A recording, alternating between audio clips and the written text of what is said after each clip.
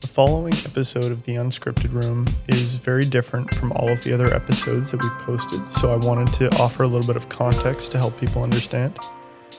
The conversation that you're about to hear began as an audio test where I wanted to get 3 voices in the room to test out some new things that I was trying with the audio, and it quickly turned into a deeper conversation. And we were recording the entire thing, so we decided why not just post it. So we hope that you find it interesting. All right. So here we are. Okay. We're starting to get... You know how this works. You've got to come up with a question. Yeah, right. Do you think you can imagine a scenario where we might end up reading from some of these books on the podcast that could be fun? No. No?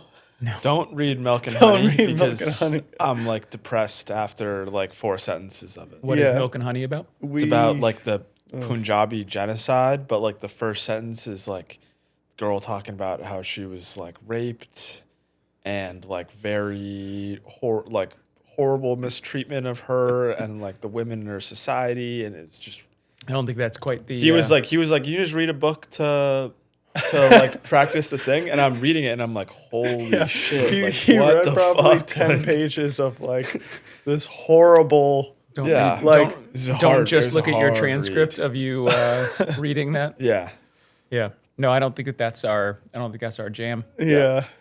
It was it was pretty funny. I'm like, sometimes at Port Medio to do mic tests, we'll just read from something random. So, just like read from this book, and he opens it up and it's like, when my uncle touched me at age 9. He was horrible. It was horrible. It's horrible. And that gets out on the internet and Brandon's like, what are you saying, Dash? Come on. Good Lord. Wasn't even 9. It was like 5. It was literally age 5. It was bad. It was bad. It was crazy. Not a pleasant. I can imagine. No. If it ever comes up, don't pick that one. Yeah.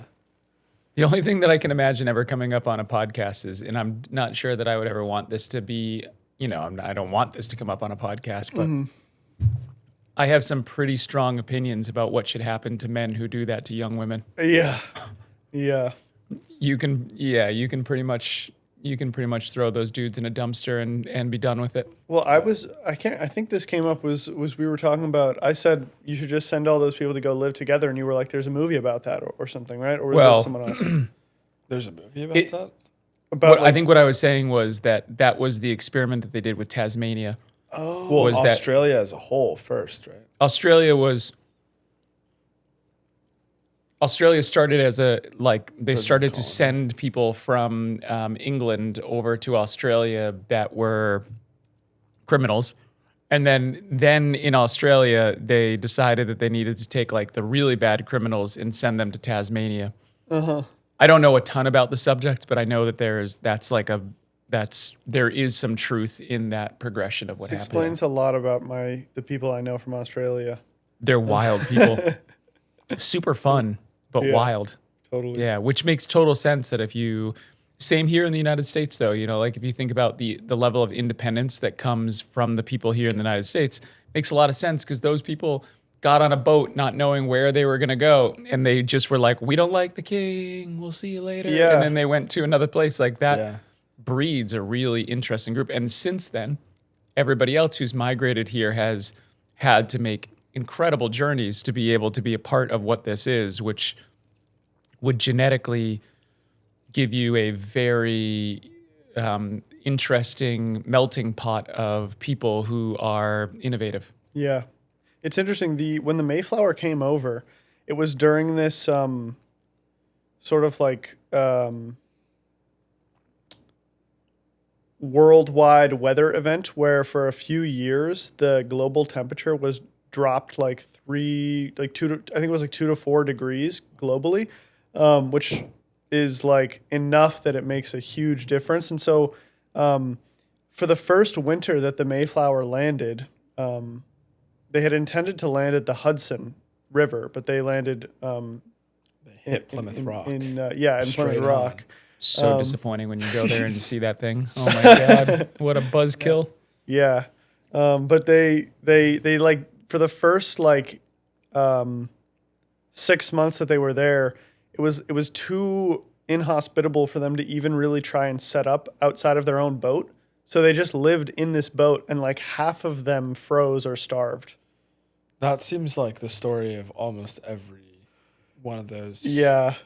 Like People are crazy about I thought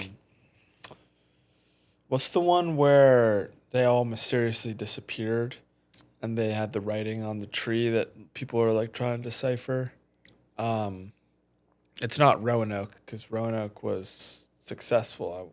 I don't know. Is this like a colonization It was down in attempt? Virginia. Like it was British colonized like an island or something like that. They were living there, and then they all disappeared. All their places were destroyed. None of the people were found. And it was like a weird symbol and like a weird thing of writing on the tree. So people were like, was it Native Americans that attacked and destroyed their village and left this as like a marking of like, don't come back? Or was it a disease that wiped them out? And that was something, it's all very That is crazy. Well, it's crazy to think that was all the different settlers who came had had experiences with the Native Americans. And I feel like it's interesting because I sort of feel like that's become like a trope in movies of like the sort of like creepy tribal people, right? Yeah. I've certainly seen movies and stuff where that's the case, but like that is a really cool example for me of like all the stories that you hear are actually real. Like people actually were like landing on the coast and dealing with all these other things, and like occasionally just seeing these native people and like being like, I don't really know if they're chill or if they're not, or like what's going to be going on with that. I struggle with the accuracy of all of that stuff because I sometimes have a memory about my childhood that I have to be like, is this a real memory? Should I check in with my brother and figure out whether he has the same memory? And then you try to apply that to going back 500 years as we look through. Like word of mouth. Like everything is interesting with the proportional curiosity to understand that we have vague ideas of what might have happened, but to think that we know exactly what happened is a level of arrogance that I can't get behind, you know what I mean? Because even if you look at the books, who are the books written by? What was their incentive in writing the book? Did they want people to read the book from a certain angle? The world has progressively brought us closer and closer to the ability to be able to need less power and authority. The further back you go, the more likely it was that everything was written with power and authority as the primary focus of what they were trying to get out of it. Even when people talk about what the temperature was so long ago, I'm like, okay, I really want you to explain the science of how they know that for sure. Are we looking at layers of permafrost that are telling us what those degrees are? How do we know that for sure? Are we getting this from the way that they wrote this down in a book? Was the ability to be able to measure temperature there as accurate as it is today? And had like all of those things just have way more questions for me than they do answers. Yeah, it's definitely true that I think that the best historians always factor in a degree of uncertainty into their own writing, and they don't try and be certain about things, because you can't. But I think that at least when you're dealing with things that are like historical documents or things that are well established, there are people who have dedicated their entire lives to trying to answer those questions as best as they can. Yeah. But I'm not saying that the people who have dedicated their lives to it have wasted that time and that they don't give us great insight into what it might have been. Yeah. But anybody who tells us they know exactly what it was is somebody who I'm like, yeah, that's where you lose me, buddy. It's like somebody, I think that the same is true in forward or reverse. Apply that same thing to somebody who's exploring the stars and somebody who's like, we've got these satellites that can see all of this way out into space and we know exactly that this thing does this and this. I'm like, that's all really cool theory. Yeah. Really cool theory. And I love listening to the theory, and I love learning from the theory, and you've clearly done a lot of work to come to that theory, but it's not an absolute. No. It's And just, they'll probably figure out in another 10 years or so that they were totally wrong about what the red shifting meant or whatever it was, you know. it's even worse than that, because the more you listen to people who are extraordinarily smart but maintain a certain degree of curiosity, what you find all of them come to the conclusion of is like, oh man, at the very basis of the way that we do math, the very basis of the way that we do all these things, if we were at any point wrong at all on any level, all we've been doing is figuring out how to make that version of what we created correct. But it doesn't mean that it is correct. It just means that they have been working to prove that from generation to generation to generation, that the mathematical foundation that we started on gets built upon.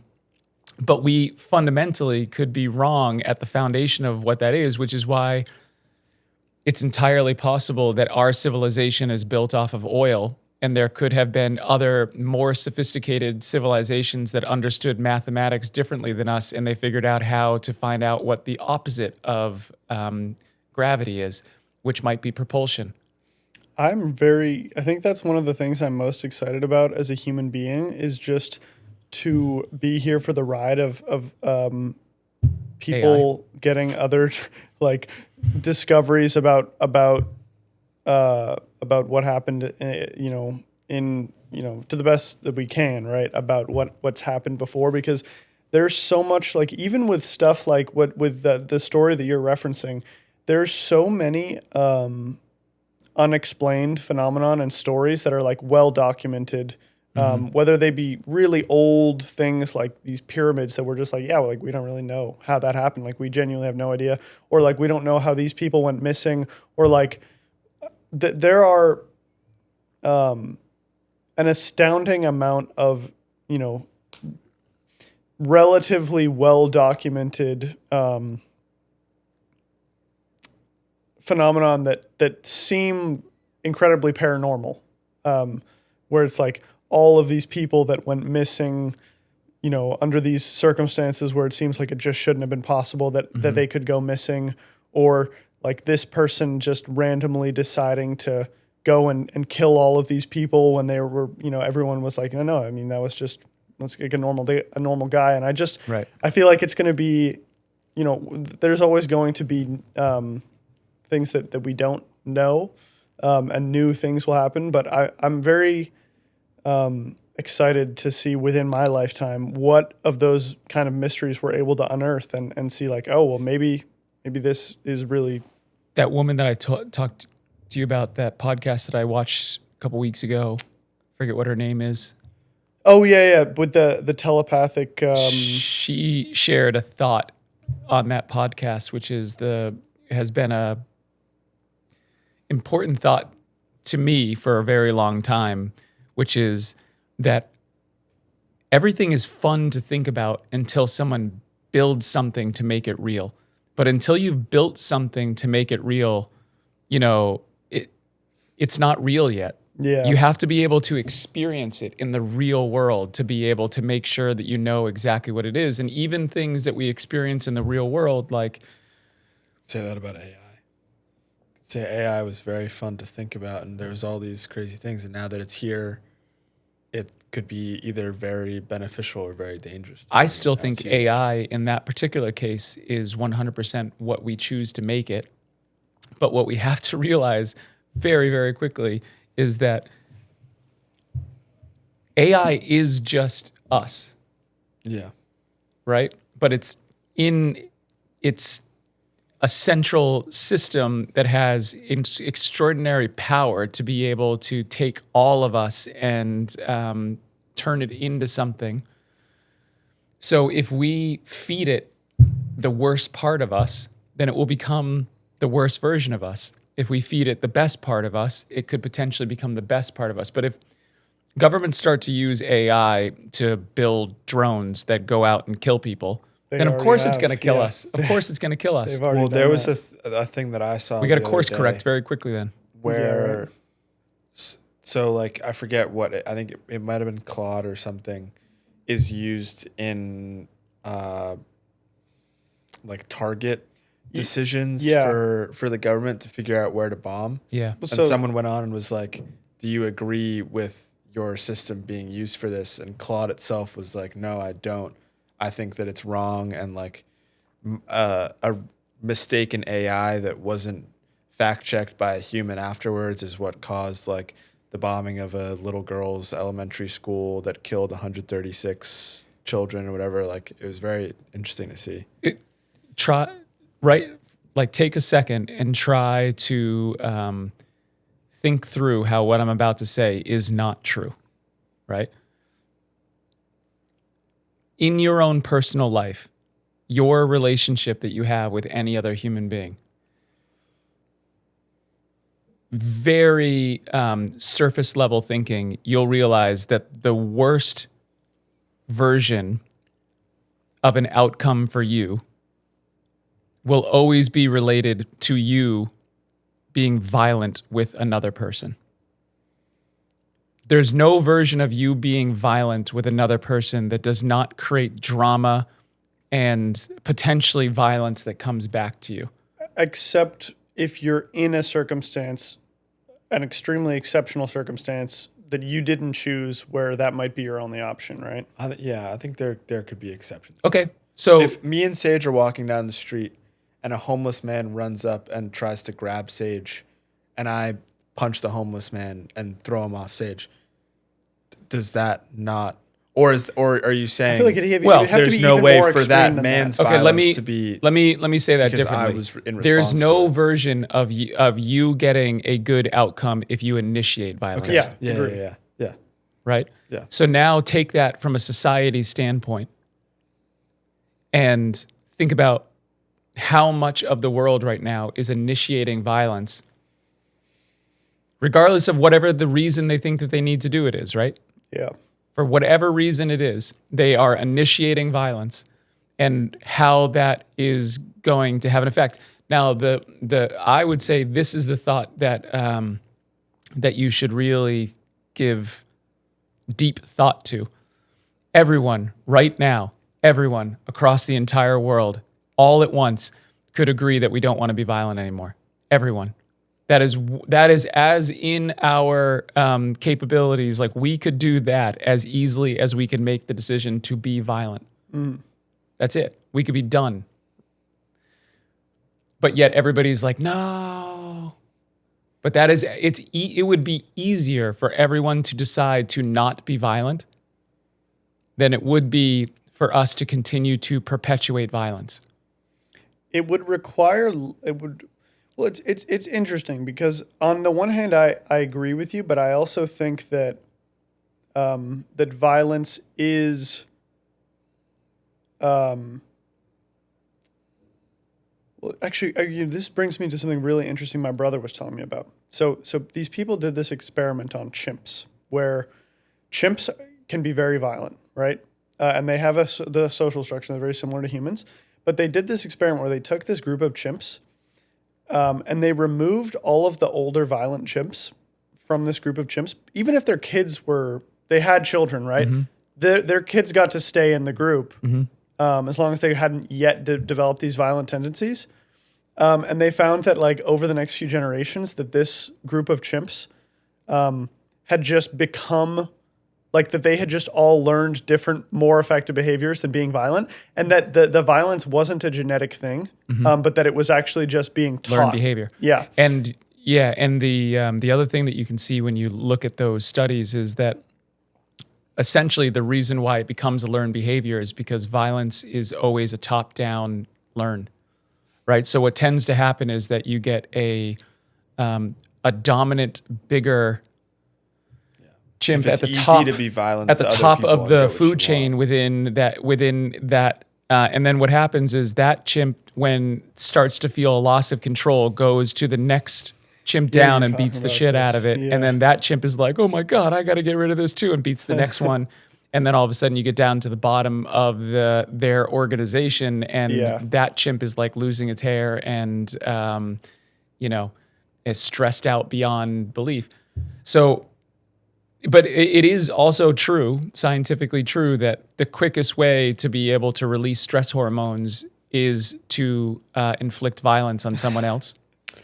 So that has to be considered. I was in AP Psych, and Well, maybe we for talked the about chimps. how maybe for chimps, but that like the whole theory of like catharsis is basically completely made up, and that maybe it could make you feel better because you think it will make you feel better, but that it isn't actually backed up, and like feeling angry and going and punching the shit out of something isn't actually going to make you feel any better.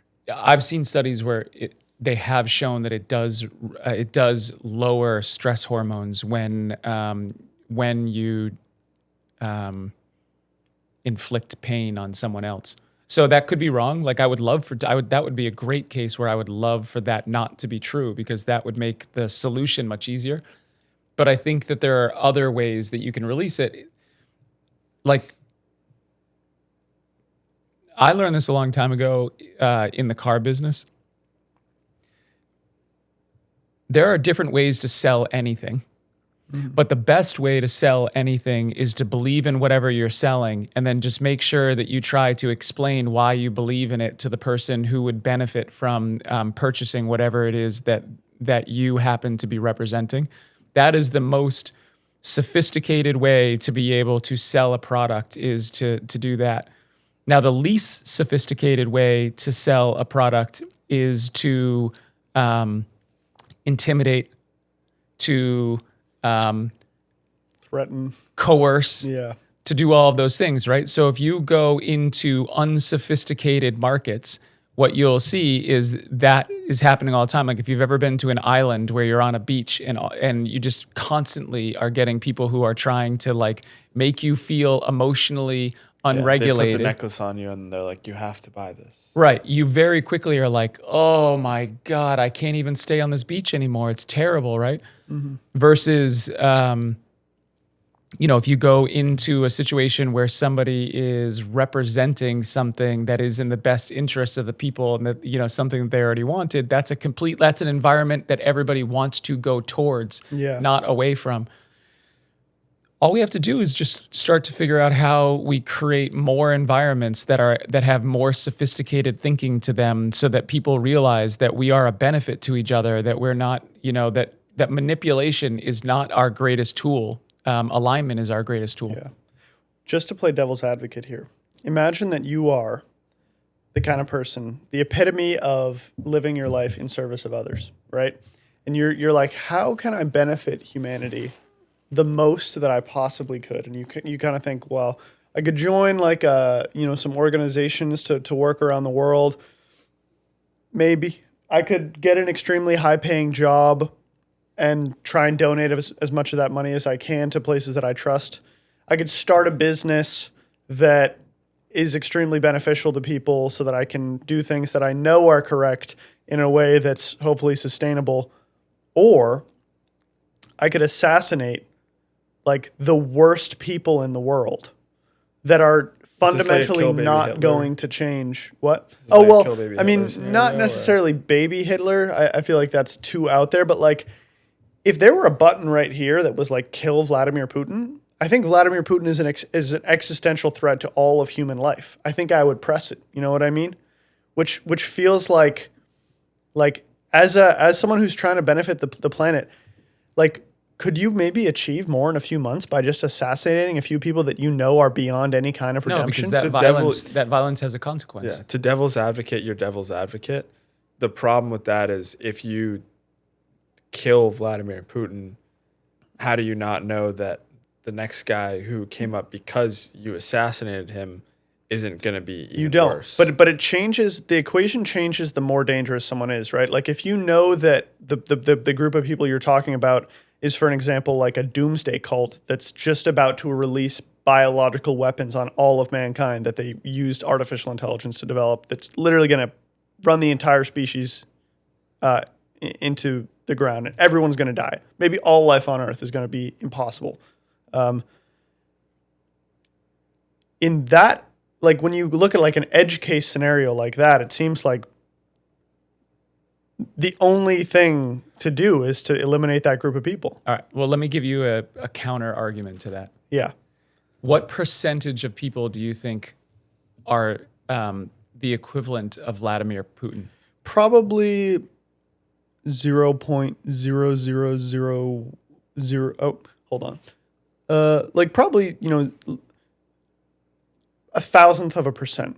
Okay, so let's be wildly conservative about how bad the problem is, and let's say that it's 2% of global population has the type of mindset and makeup that Vladimir Putin has, and has no empathy or emotional appetite for the prosperity of people. Yeah. That's All 400 million people. All that has to happen is 8 billion people decide to align against 400, what did you say that number? 400 million. 400 million. And then those people have no power anymore.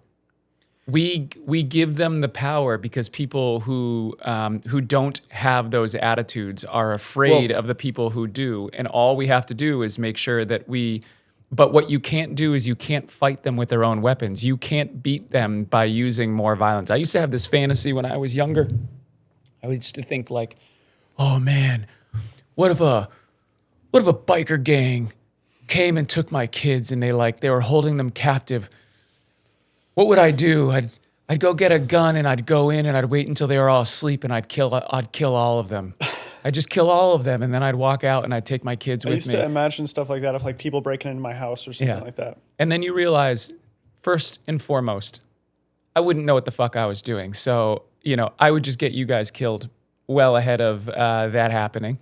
Secondly, it would never work because there would be another biker gang that was associated with that biker gang that would find out what was going on and then they'd come in. But and to make it even more, it's very, very unlikely that my kids are ever going to be captured by a biker gang. So this whole theory is irrelevant anyways. But there is no solution other than peace. The goal of everything is peace. The goal for you individually is peace. The goal for alignment amongst people is peace. Anything outside of peace will cause more conflict. So when we're talking about the people who are pursuing power, you're absolutely right. The rest of the 7,600,000,000 people against those 400 million people, they don't have a chance if we don't give them the power. But there's a different, much worse strain of people that does exist, that believes in extinction. They don't believe in power. They don't want power. But this is a well-documented thing, that there have been people like the guy who was behind Heaven's Gate or other organizations. There was a really almost a terrible thing that almost happened in Japan where this cult released a strain of I've heard about this. You know what I'm talking about? So it was, I can't remember exactly what kind of disease it was, but they just had just the wrong strain of this virus so that it could actually be contained. Mm-hmm. And it doesn't matter how many people there are aligned against one person if they can do that. And if one crazy, insane motherfucker with a little bit of intelligence of his own and maybe a little bit of resources, which has happened before, right? Wanted to have everyone else extinct, and they had access to an artificial intelligence that was able to incrementally shift the amount of competence. Like if that group of people in Japan had been 20%, 30% more competent than they were, we could all be dead. But they weren't. But they will be with AI. Maybe. Here's the thing. Let's say that's true. I don't think it is. Let's just say for a moment that it's true. Mm-hmm. I've known you for a while now. Yeah. You are very, very smart. You have a lot of thoughts that are going through your head at any given time. Why let your thoughts go to that scenario rather than spending your time thinking about people who have only good thoughts about humanity, who are going to get access to a tool that could enhance the opportunity for all people and prosperity amongst everyone, why would we not give our full consciousness and focus to allowing those people to be at the very top of what we do, and just admit, like there is in nature, there's balance. You can't have somebody who has bad intentions without probably having somebody who has really pure intentions, and you can't have somebody who has very pure intentions without having somebody who has bad intentions. And the idea is that what we're trying to find is balance. You just try to figure out how you put your energy into the one that you want to win. I agree that I'm not a top government official who's conducting worldwide surveillance. I will never be able to stop those people myself, but someone has to think about that. Because the risk of ignoring that is just too great. Well, I'm not saying, if there were a dice that were being thrown in the other room right now that we couldn't see, that was a million-sided dice, and if it landed on one, that every single person on Earth would die. You couldn't afford to have 8 billion people ignoring that dice and not trying to manipulate the outcome. Well, yeah. You've known me for a while. Do I seem like somebody who would promote ignorance on any level? No, but so then I wonder, is your argument just that I shouldn't be thinking about that, or that it would be best? Because I understand the sort of like you are aware of the power of what we're thinking about is what we're going to create, right? But you still have to also consider those things as well, I guess. What I'm saying is, if you over-consider those things, what you get is the CIA. And what the CIA has done is basically become its own terrorist organization by trying to outthink, outsmart, outdo terrorists. And what we really need to do is we need to make it very clear that we're uninterested in terrorism. It does not help the masses.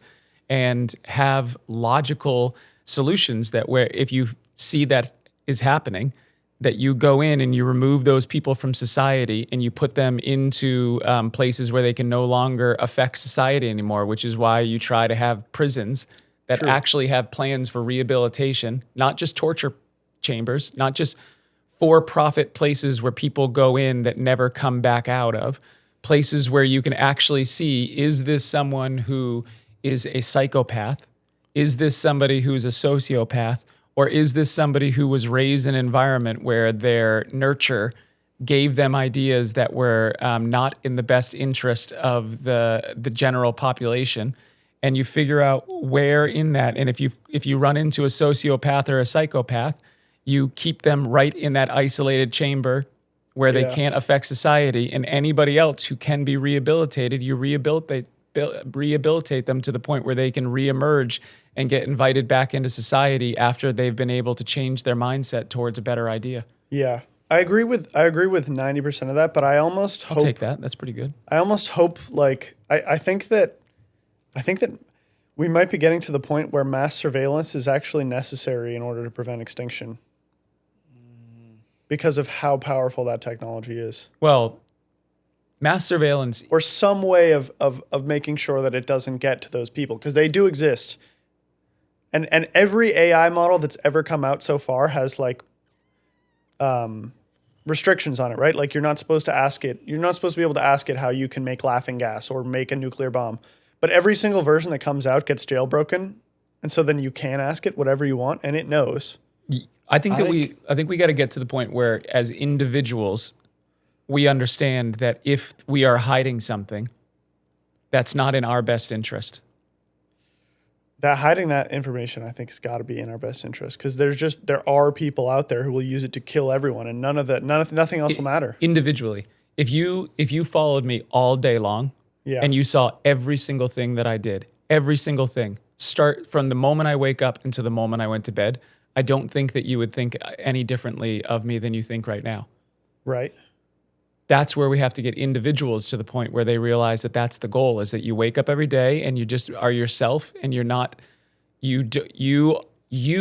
are not trying to create a hidden angle of yourself so that people can't find it, because then surveillance doesn't matter anymore. Right. But we're getting every single person to that point.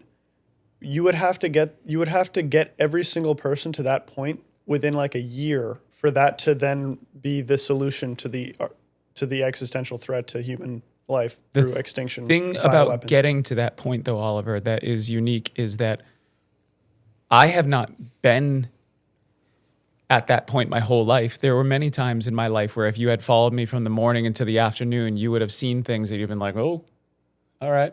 You know what I mean? But the moment that I started focusing on making sure that that was how I treated my time and I treated my own discipline and I treated the way that I think about myself and the way that I focus on creating actions was the moment that I started to see other people hiding. So if you want to create a distinction between the people who are going to be destructive and the people who are not going to be destructive, it happens here. It doesn't happen through anywhere else. Like if you are choosing to try to hide things here, then you're going to have an issue because everybody is not going to want to actually create the mechanism that's going to allow you to be able to understand the difference between those two. Like we have to solve the individual problem, not the mass problem. I agree that ultimately is the more effective solution. Like if you could flip a switch right now and make everybody aware of the fact that violence is counterproductive and make everybody honest and make everybody, understand the things you're talking about, make everyone make decisions out of curiosity based on authority. If you could do that, that would solve all the world's problems. I agree with that.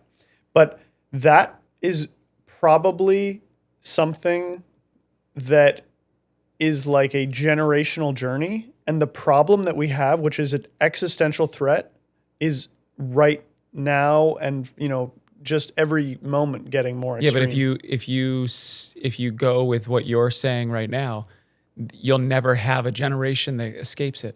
If the generation right now doesn't say that we're going to start a process that's going to change the individual mindset towards peace, then what you're going to do is it's going to become a delayed thing, or everybody will be like, we just need one more war.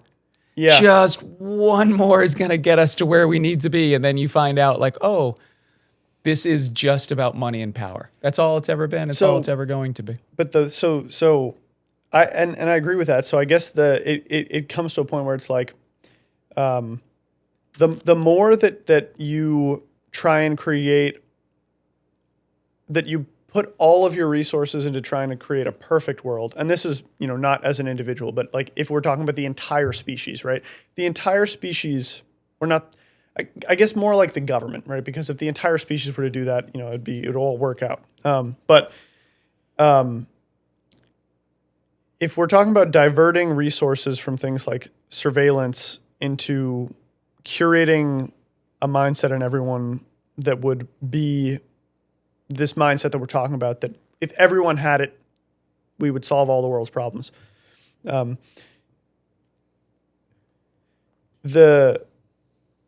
It's like on one side of this is the chance of a perfect world increases, but the chance of complete extinction also increases. Whereas over here, it's like the chance of a world that's much like the one we already live in, where we're all alive and there is space for life around the bad things. What still is there, and the chance of absolute extinction is right. Much But less. you gotta be specific with some of these things. Like if you're diverting resources away from building bombs, you also have to be very specific that you're taking those resources and building new schools. Right.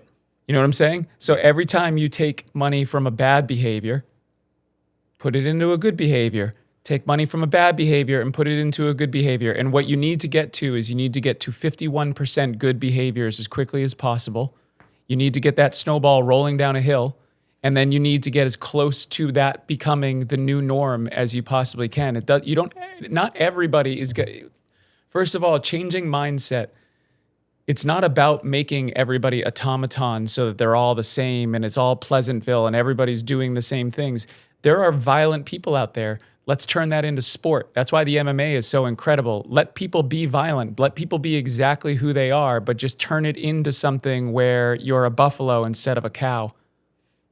You know what I mean? Instead of being afraid of whatever is happening, you got to lean into whatever and whoever you are and then figure out how you use that in a productive way. But the goal, we have to start doing something.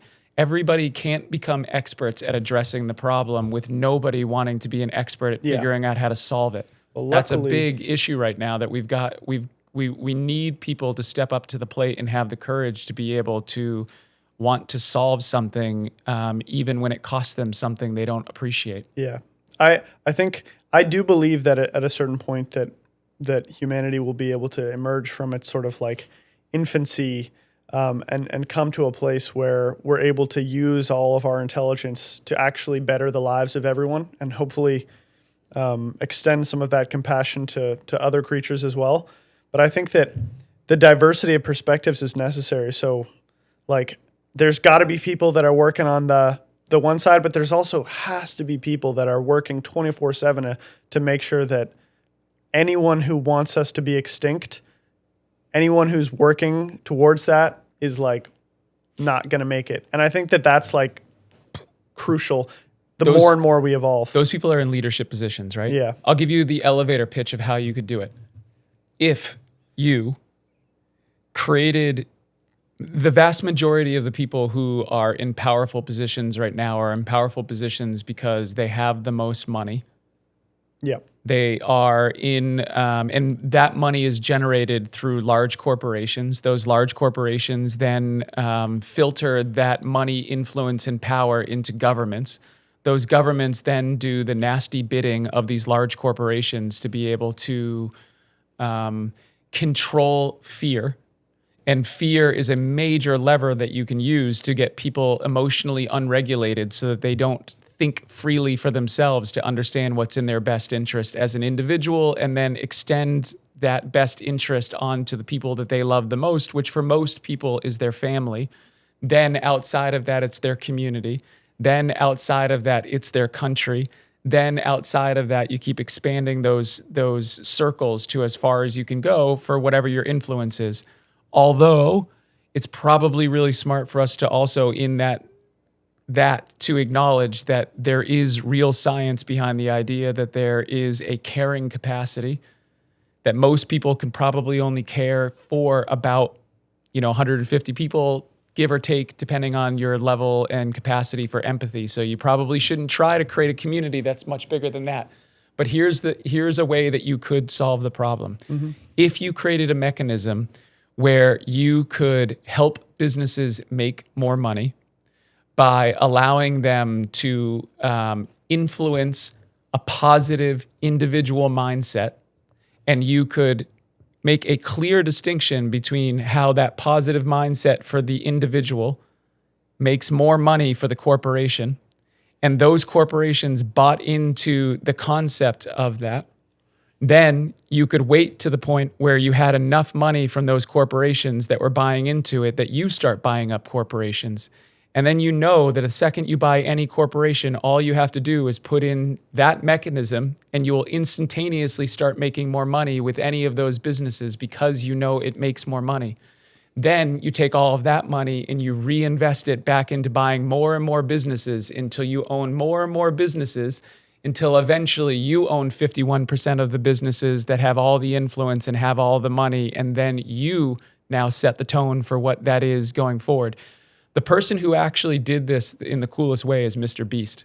He's the one who created a real model for what it is, that instead of trying to make the money and hold on to it for yourself, what would happen if you reinvested as many of those dollars as you possibly could to just getting the cycle of whatever you were doing to get bigger and bigger and bigger. And now that guy's sphere is so big that he basically has more money than he knows what to do with and has influence in every possible direction. Yeah. Now, I think he did it when he was young, and his influence of what he was trying to do was he was trying to get attention. What he was trying to accomplish with what he created in that sphere of what he was doing was a young person's journey. But if you had the consciousness to be able to understand that if you could take that same theory and you could apply it to positivity that had nothing to do with the individual or greed or money or any of those things, he created a model that could work to be able to restructure influence And I believe that the Achilles heel of greed and power is that they don't know how to get enough.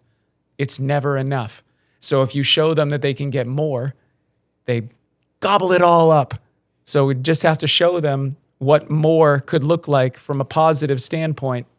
And then you've got the beginning of something that you could start to create real influence with. Definitely. And I agree with all that. I think that has to be I know that's the ultimate goal of everything that you're doing here, but we got to have the people preventing extinction as well somewhere. I don't think that there's any quicker way to prevent extinction than to make sure that we focus on the individual. I can't agree with that. Well, I guess focusing on the individual maybe with mass surveillance. But do you want to be? Do you? I'd rather be observed and alive than have someone come out tomorrow and destroy the world with bioweapons. But I don't think those are necessarily your options, though. Yeah, I agree. They're not the only options, but I do think that that we're getting to the point where you can't afford to not try as hard as you can and use every resource at your availability to prevent those people who are not the people who are interested in power, but a different group of people. Where are you hearing that information from? Which information? Because let me tell you what my experience is every day. I wake up every day. I spend time with people that I love. I have routines because you interact with a certain small group of people in this part of the world on a regular basis. But the Japan thing, I mean, this is something we learned about in school, right? I mean, I don't know about you, but this is there's plenty of examples of these groups of people. And the thing is that you'll never in your life interact with them unless you're a very unfortunate person. I'm not saying that there are not bad people out there. That's not what I'm saying. Yeah. Of course there are bad people. I'm saying the world is built for balance.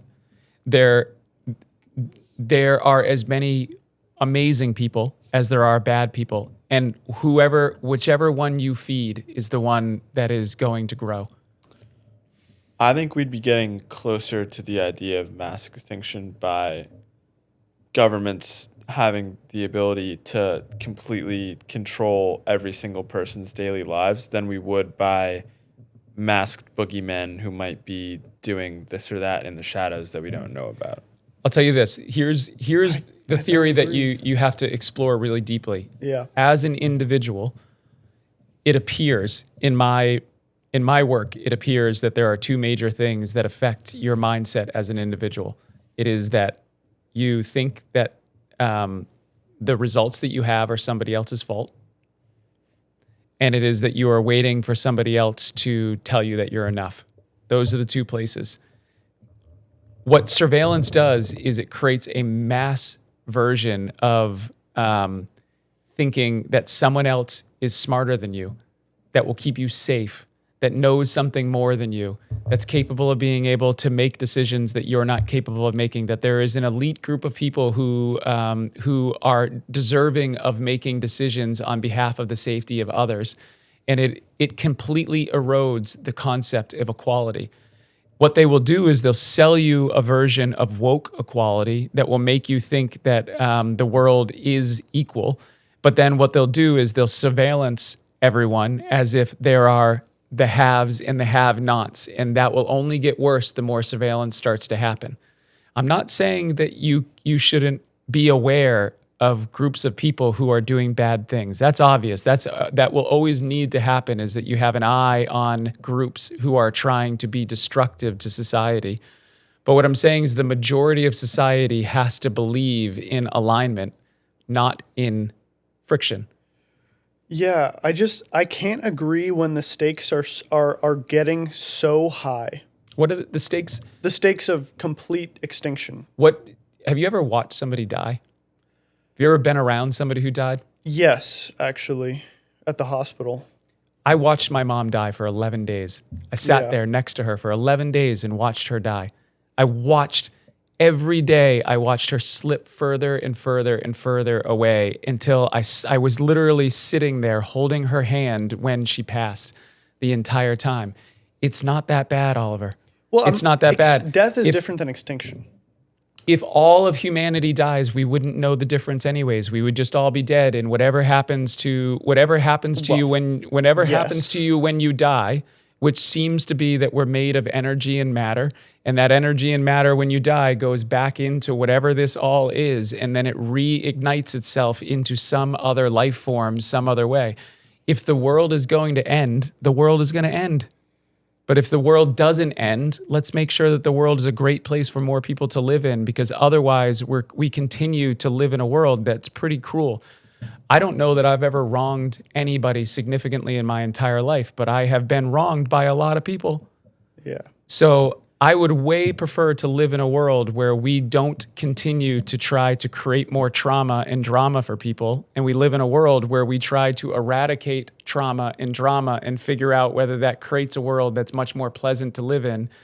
Because if we don't and we keep sustaining this, I think you're right. I think you're absolutely correct. If we sustain this, it is way more likely that this turns into extinction than it would be if we focused on not worrying about extinction and we just focus on trying to make the world a better place. Well, I think first thing I have to say is that I'm definitely against, like, I think despite the fact that we wouldn't know, it wouldn't make any difference to us. I think that protecting the human colony, even in its current state, if the world could continue to exist right now in the way that it is, with all of its corruption, for another 100,000 years, Gotta go. Yeah. we probably have ample audio for our microphone test. You want to release this? Yeah, but that even in its I'll see you at home. its I'm gonna grab some food on the way back, some chicken or something. in its imperfect state, that there's so much room for beauty and for life, and that I think that just that it's got to be protected at any cost. Society, human life, I think it has to be nourished. It has to be. Well, it has to be both. Yeah, there just has to be a degree to which we're doing both. Right, but you can't be the aggressor. It's like the analogy that you guys wanted to use. If he's walking down the street with his brother and he's asking me, what should I do if a homeless man attacks my brother? My answer is Run away. whatever the fuck you need to do to get that homeless guy off your brother. Yeah. I don't care yeah. what it is. You do whatever it takes until your brother is safe. And I would say the same thing to his brother if something was happening to him. If I'm with both of them, it's whatever I need to do. And if I'm with you, it's whatever I need to do to make sure you're okay. Right. But if I'm walking by a homeless man, I'm not going to attack him because I'm afraid that he might do something to them. I'm not going to proactively attack homeless people to make sure that none of them end up having an episode where they attack my kids. I'm going to react to what the moment needs me to be in the moment, but I'm never going to proactively create a moment in my head that I have to react to. I just don't think that applies when the stakes are so existential. Like, if you're being reactive about people who are proactively planning extinction, you're not going to stand a chance. I think that you should seriously consider who that level of existential fear benefits. Doesn't benefit you. Well, it benefits everybody if there's a small group of people who are driven by that fear enough to actually regulate the possibility that is there, right? That small group of people are driving the existential fear. The large group of people are experiencing it. But there's a difference between the power people. The power people need everyone else alive to tell them how great they are and to suffer at their behest, right? Like, Trump is not going to nuke the entire world and cause an extinction level event because he needs everyone.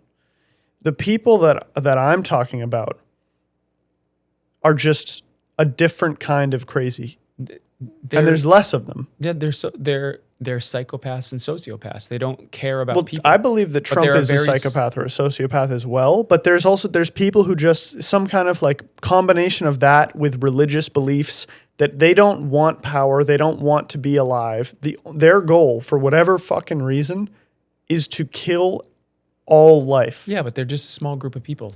But it doesn't matter how small they are if they have an enslaved God helping them.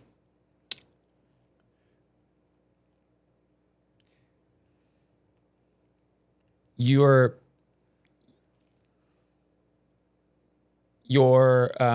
talking about a problem that has always existed and will always exist. It hasn't always existed. It has always existed. It just hasn't existed with this level of technology.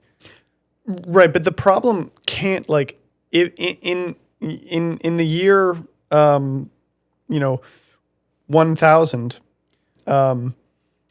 say you have a group of these people who are way ahead of their time and they're thinking about making bioweapons. There's no way for them to actually make those.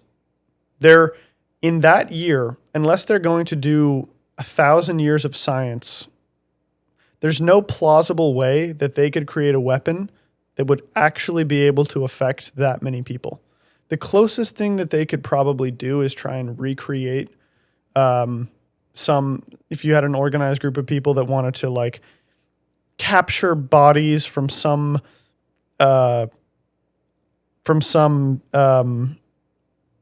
plague and spread it all over the world, right? But even then, there's no natural plague that kills all of its hosts because that's not a natural strategy. It doesn't work if you kill all of your hosts. Yes, but it's never happened, Oliver. Right. Of course it hasn't. If it had happened, we wouldn't be talking about it. But the amount of people that it requires to achieve a certain goal shrinks the more that technology advances. That's why we have such a small team of people, right, who use AI to do things that we wouldn't otherwise be able to do. But for every group that is considering using AI for mass extinction, there's a group who's building Y.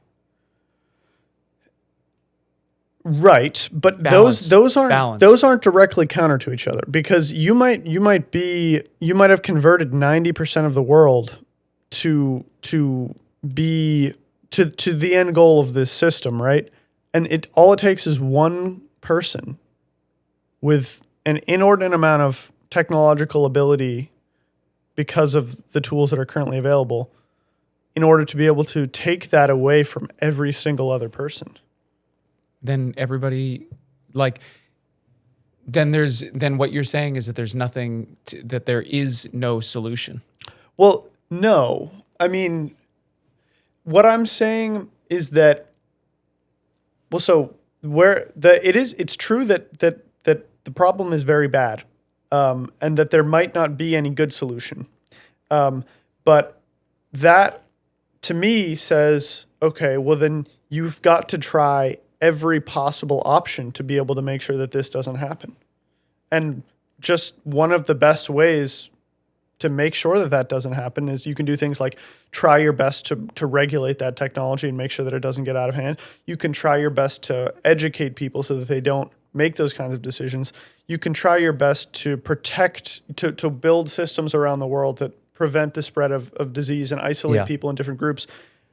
And one of the things you can do that's probably the most effective is make sure the second that anyone even sends a message to their friend saying, hey, I've got this new AI and I can design this, that, or the other thing with it, you know? Oliver, if you decide to get married at some point, and you're in a long-term relationship, one of the things that I hope that you are able to avoid is creating scenarios in your head where you fight with your partner about things that haven't existed yet, that haven't happened yet, that you don't know if they will be a possibility. You just know that they could happen. And so the idea that they could happen begins a snowball effect of the way that you start to think about ways that you need to prevent it from happening. But then what you won't even realize is that the idea that you're trying to prevent it from happening is exactly the thing that is making it about to happen. I understand the idea of the self-fulfilling prophecy, and it's totally true, and that's a great nugget of wisdom. But I don't think that, I think that I think that the conversation that, or the things that I'm saying are sort of like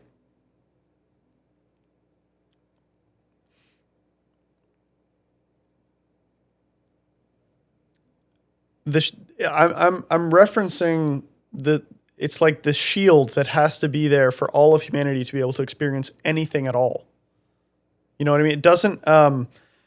I understand that you are seeing the way that I'm thinking about this, and making that, or part of the conversation is becoming that about how that's the way that I think, and I think that what I would say is that I completely agree with you, and that in every other scenario where the stakes are not every single person dying, that of course I wouldn't want surveillance and I wouldn't want to be thinking about those things, but just that I have a hard time grappling with the fact that on an existential level, like when you're thinking about the entire globe, I can't get around the fact that there is a rising threat of this thing, and it's honestly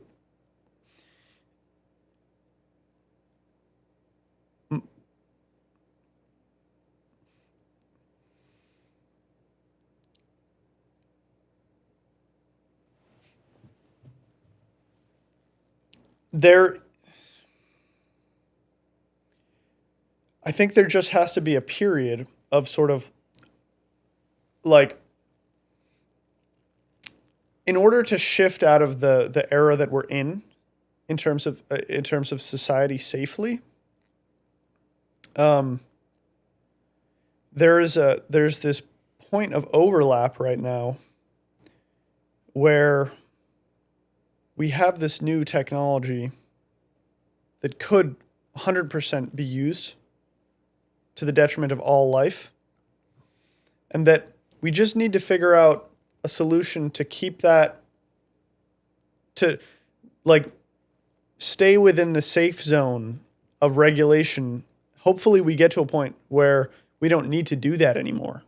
But that right now, I think it's too risky to not do it, to not do anything that you can to stop those kinds of people from. But there really isn't a version where we do nothing to stop those people. No, true. And that's why I mean, like, all of these things that we're talking about right now, all of these groups of people already exist. And I'm just, I guess what I mean, another thing I'm noticing is that, and I want to clarify this again, is that I tend to, like, when I'm having a conversation that I find is really interesting, it can tend to feel like argumentative, but I want to, like, I know that you know that we're just like, that we're having a conversation, but like, this is what free thinking is you have to right. be able to get your ideas out. That's okay. We can do that. But so, like, I guess part of what I'm, saying, which it doesn't necessarily need to be said, is just that, like, that perspective, is, I think, an essential part of the recipe that has to exist, at least right now, among all the other perspectives, in this sort of like species-wide conversation that we're having about our future. That this part about that's absolutely an ends justifies the means kind of thinking, and I'm aware of all the problems that come with that. That, of course, that's not the ideal, but I think that it's a part of the conversation that has to exist right now, and that I'm glad that there are people who are in positions of power who are thinking about those things, even if they're doing them for the wrong reasons, that they have to be doing that. As much as we have to be doing the things that we're doing here, as much as the school system has to continue to educate people, that it's all necessary. And hopefully, as time goes on, this faction and this thing can sort of like shrink. But that if this sort of like vein in this growing structure of humanity through time, right? Where I'm imagining these different like veins are like different philosophies that are extending up. If that vein had to get bigger in order for this tree to keep growing at all, I think it would be better than if it were to go away and then the tree dies. You know what I mean? And I'm not saying those are the only two options, but that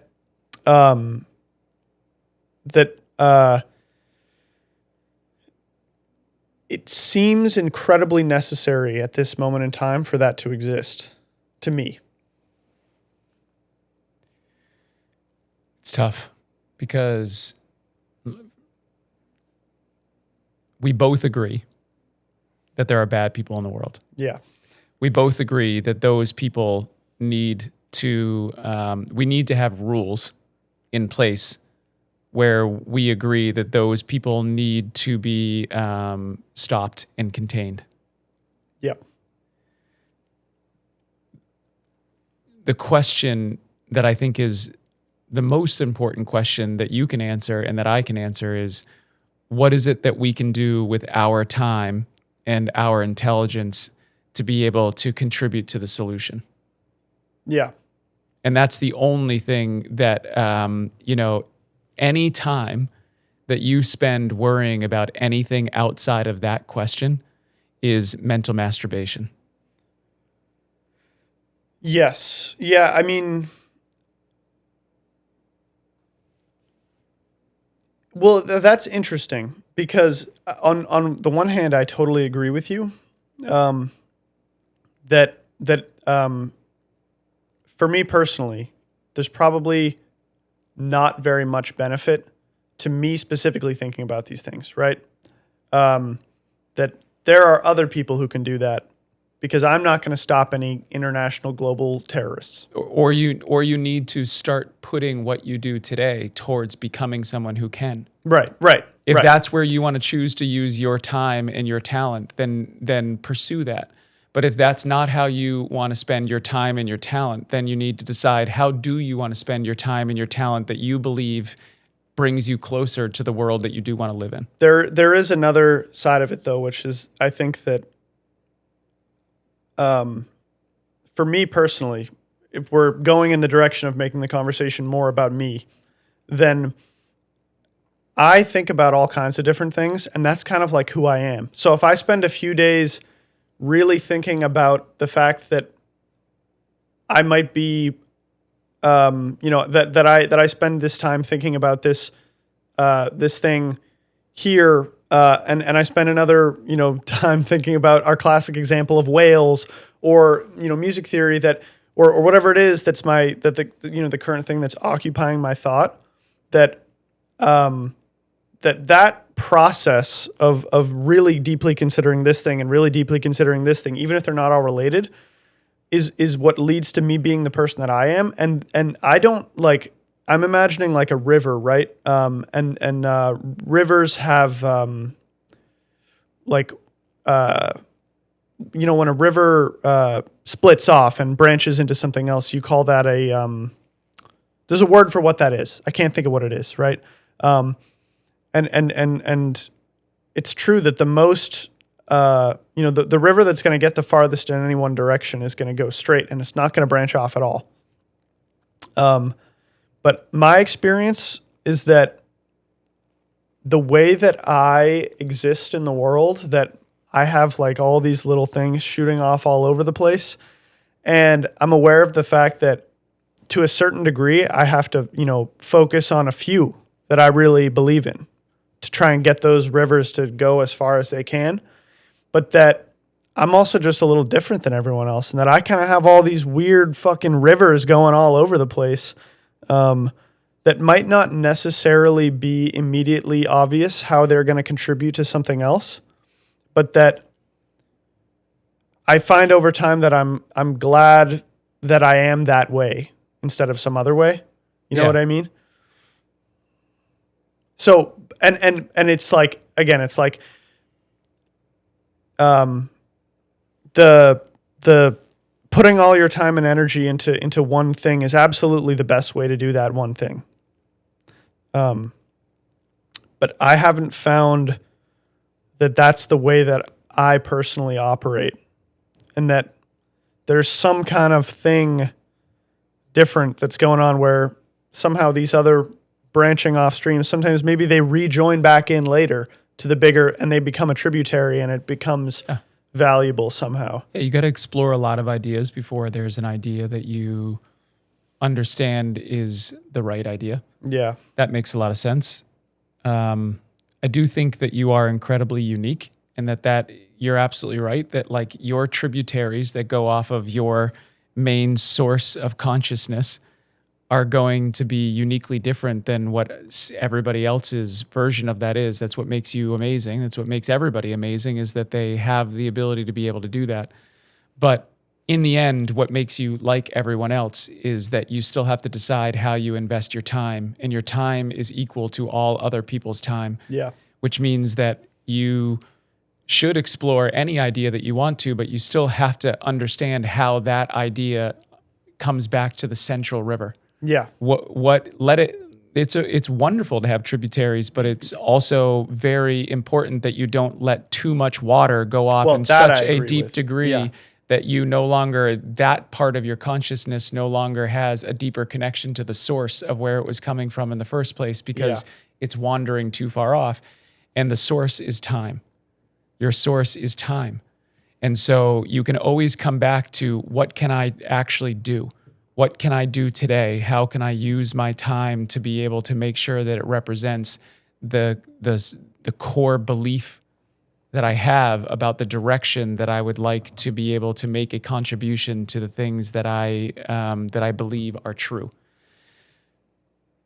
I've definitely known you for long enough to know that you are not someone who is trying to create destruction.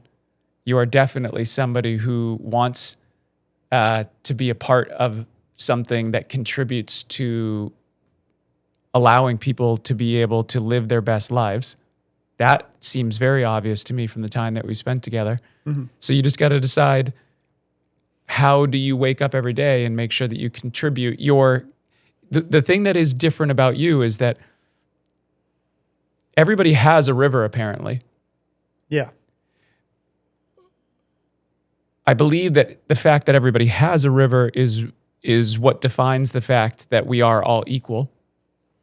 But what I do not know, and I don't think that I will ever know, and will remain a curiosity to me for the rest of my life, is exactly the difference between how powerful one river is in comparison to another river. Are some people the Merrimack River and some people are the Nile River? Right. I don't know.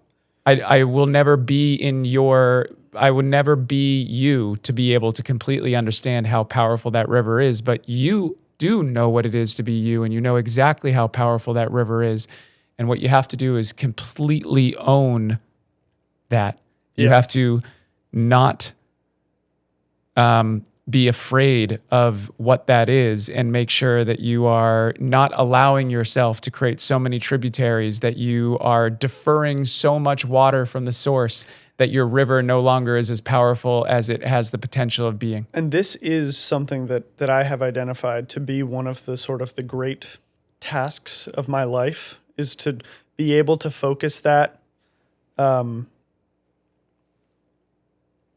a degree that I'm able to make, like, so that the river just doesn't branch off into nowhere and stop making any forward progress, right? But that it definitely, that mine is never going to be, it's never, ever going to be one. It just won't.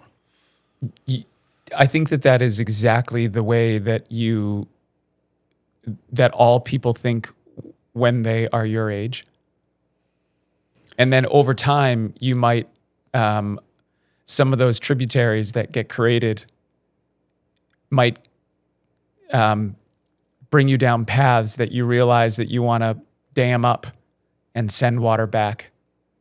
And the more that happens, the more likely it is that you'll start to figure out how you want to work from one singular source rather than allowing yourself to be too diverted. But it's okay. Like, the goal here is not that you don't explore everything that you want to. The goal is that every time you go and explore something, you always make sure that you understand how you're balancing that against something that you think is actually true. And the truth is that you have a powerful river, and that you just need to know that that's there for you at any given moment. And how you choose to use that is 100% up to you, and that no one can control that but you. Yeah. I do think, I mean, maybe someday I will find that all these things lead back into some vehicle. You know, I'm imagining, you know, what we talked a little bit about is, you know, maybe I'm able to find something that is just the right thing for me, as an idea, as an extension of myself that I can turn into a business. That maybe I can find that this thing is able to be the reservoir into which all of these different aspects of myself are flowing into. But I think that, and that's an interesting thing to think about. But I think that part of owning that river is knowing that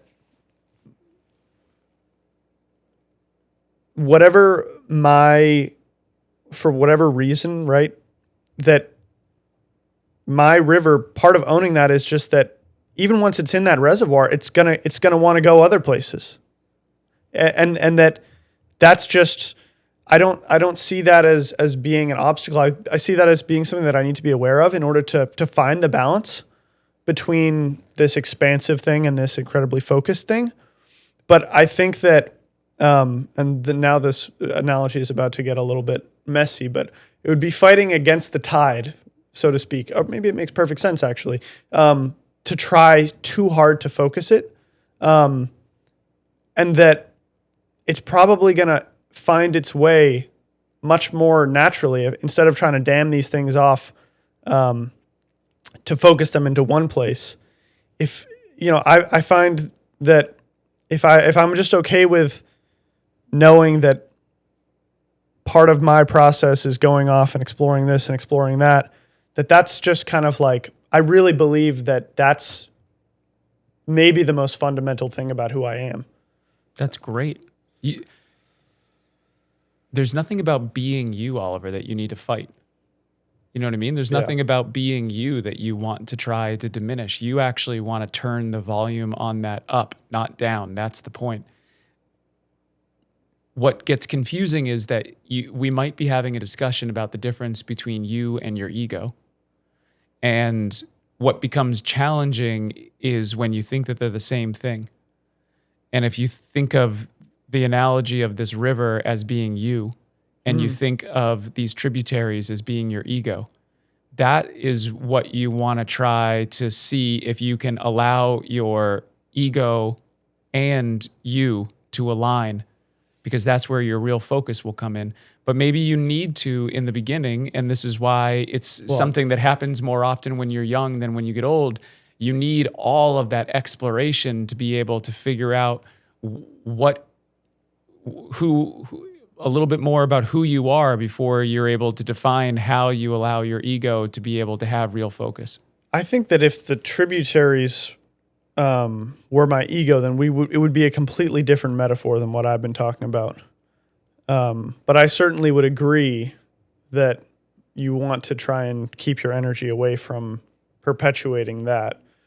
Depends how you define ego too, right? Like, to me, I think ego, I don't feel like the way that ego is explained to me feels realistic to what ego had, to the way that I see it now, which is that I think that what ego is interest in intelligence, some combination of those two things. So something that intrigues you, and also your natural propensity to be able to excel in those interests.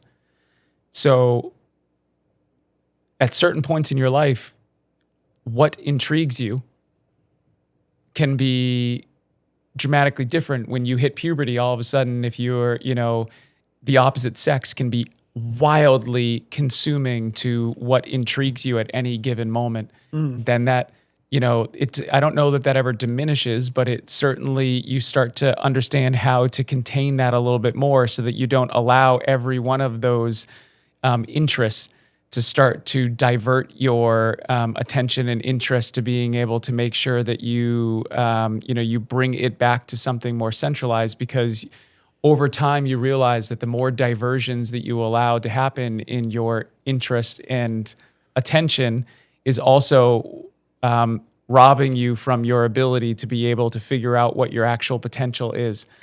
It's an analogy that everybody's got to figure out for themselves, though, right? Because all I know is what my experience is. I don't know what your experience is going to be, but I do think that we're equal. So I think that the idea that we can share our experiences probably is pretty close to what we're both experiencing.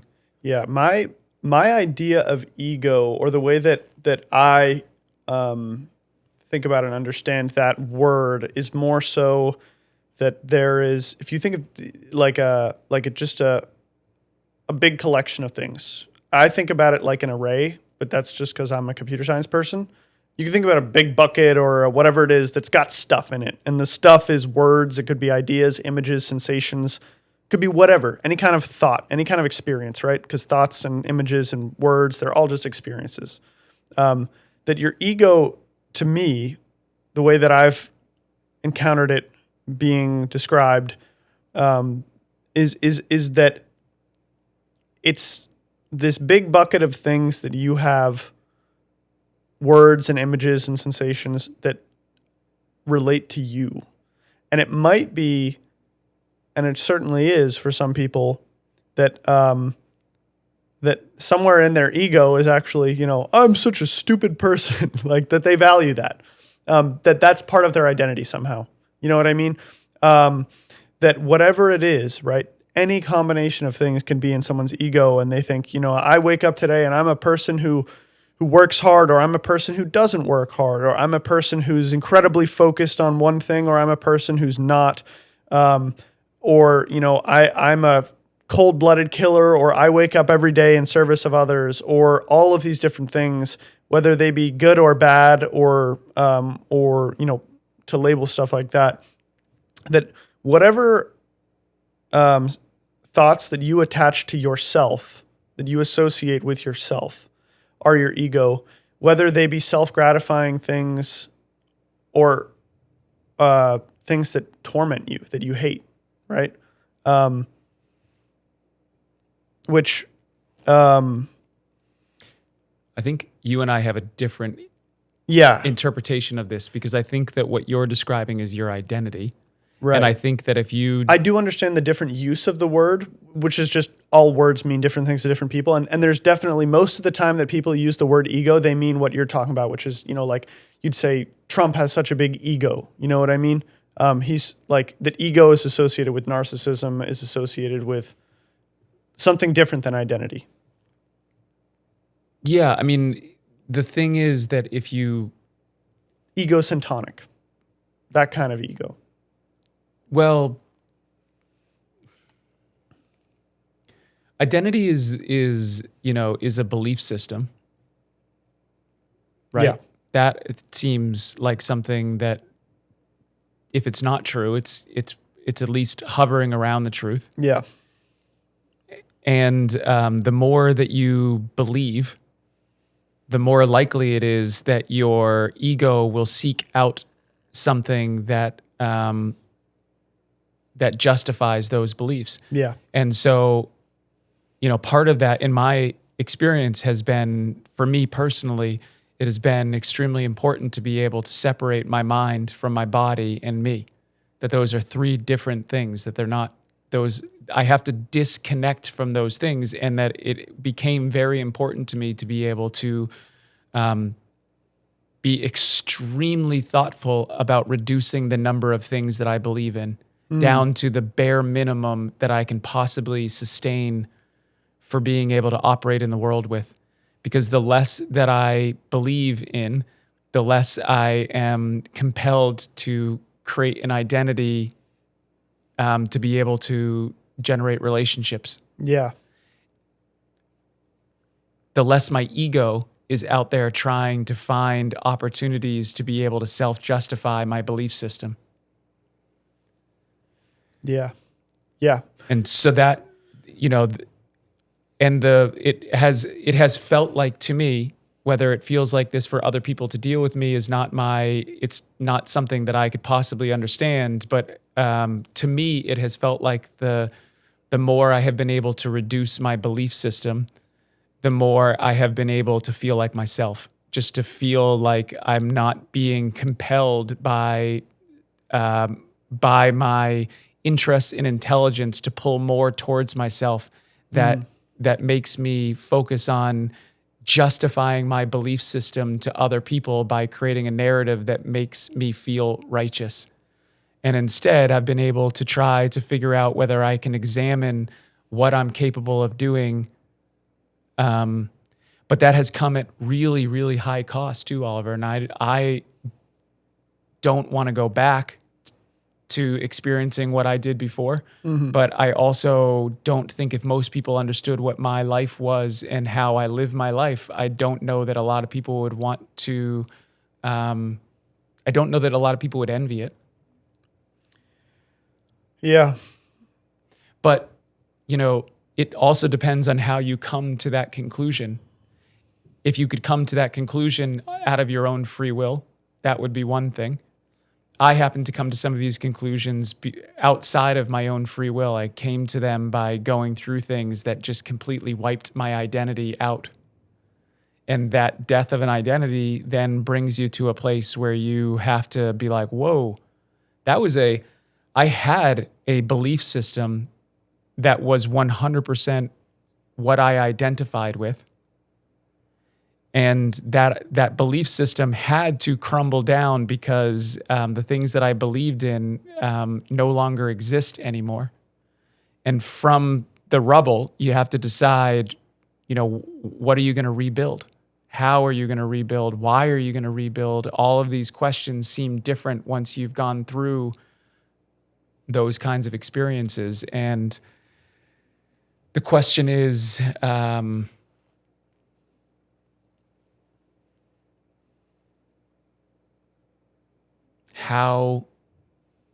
think the question will always come back to,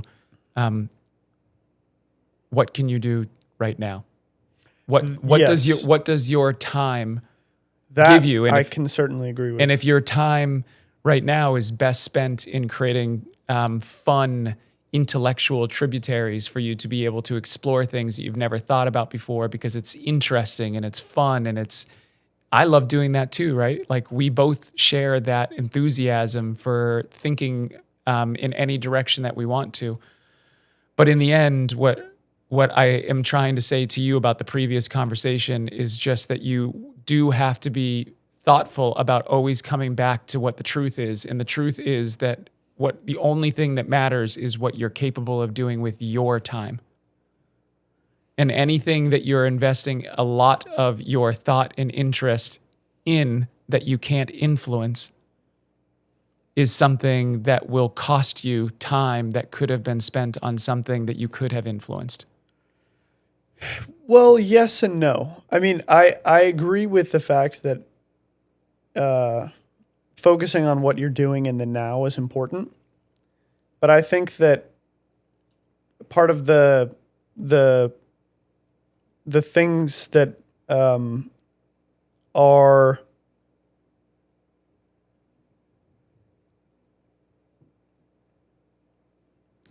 in the sort of the difference between our perspectives is that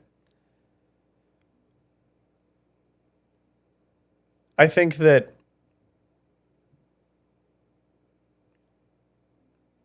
in the example of, bringing it back to these tributaries or the narrative that I'm creating, I don't like that's,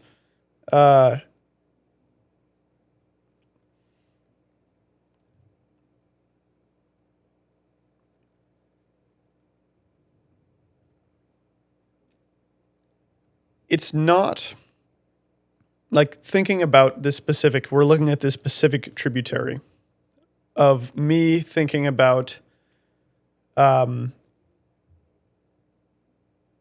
mass surveillance and thinking about existential threats to humanity.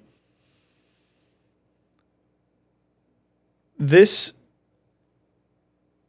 like, if I could spend the exact amount of time and energy that I had thought about thinking about that, and instead thought about, put that time and energy into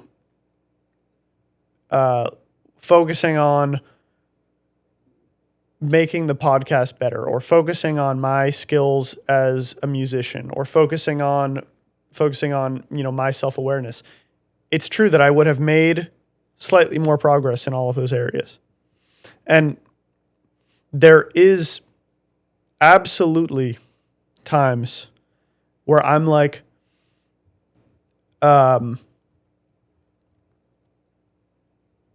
identifying these paths, and I think to myself that exact same thing, where I'm like, if I were to focus, to have put the exact amount of time and energy from this river into this river, then this river would be longer, and that it doesn't necessarily do you much good to have a bunch of these short ones. But there's two things that I think are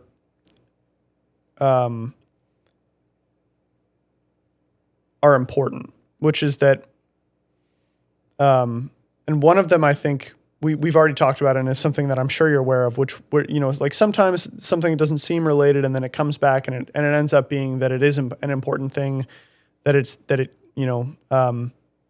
ultimately lends you energy that comes back to the source, right? But the way that I have found my mind to operate for my entire life, which I know is only 21 years, almost 22 years so far, is that there is just a natural tendency to go out and to go down these different pathways, and that it's absolutely the part of myself that is the most conscious has to be aware of the degree to which I allow my time and energy to be diverted into all these different corridors. But that the most conscious part of myself, if I could snap snap my fingers or push a button and say, for the rest of my life, I never want any tributary other than, this one to be the biggest one, or these three even, right? Even if I were to spend a week dedicating myself to figuring out what are the three biggest things in my life that are the most important to me, and say, okay, well, those are the three.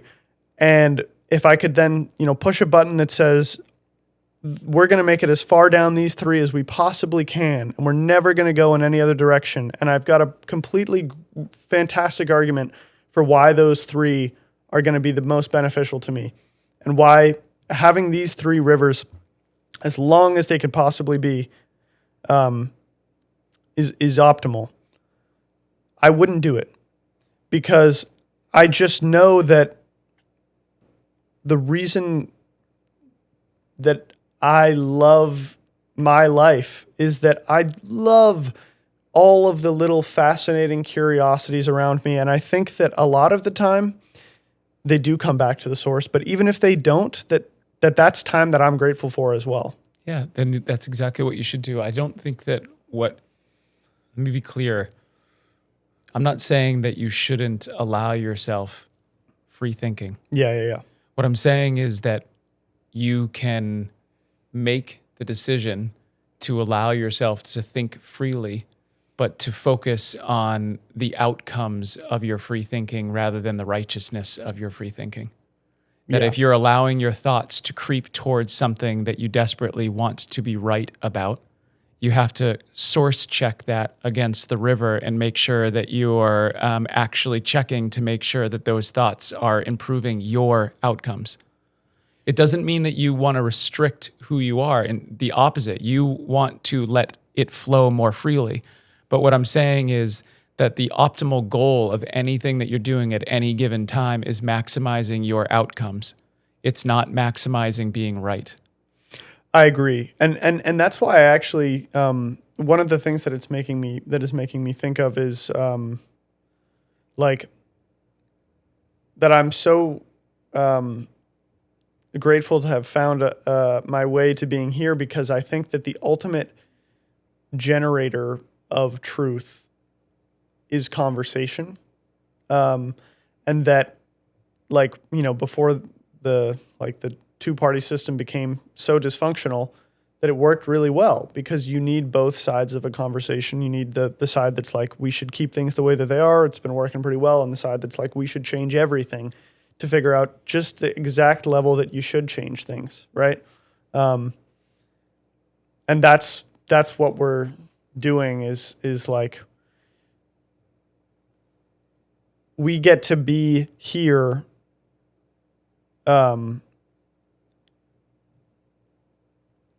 with all the perspectives, or as many as we can get, and our own perspectives, and just try and figure out, like, what's the right degree to course correct yourself based on the things that you're hearing in the conversation. You know what I mean? Yeah. I would say that you said something just then that I think was pretty profound, which is that you said that the ultimate generator of the truth is conversation. And I would just say that there might be one more layer to that, which is that the ultimate generator of the truth is curious conversation. Right. Because the opposite of curious conversation is also the opposite of the truth. Yeah. Right? Because when you start to have a conversation to try to be righteous, then your chances of being able to find the truth, which always exists between two perspectives, not in one singular perspective, is almost guaranteed to be lost.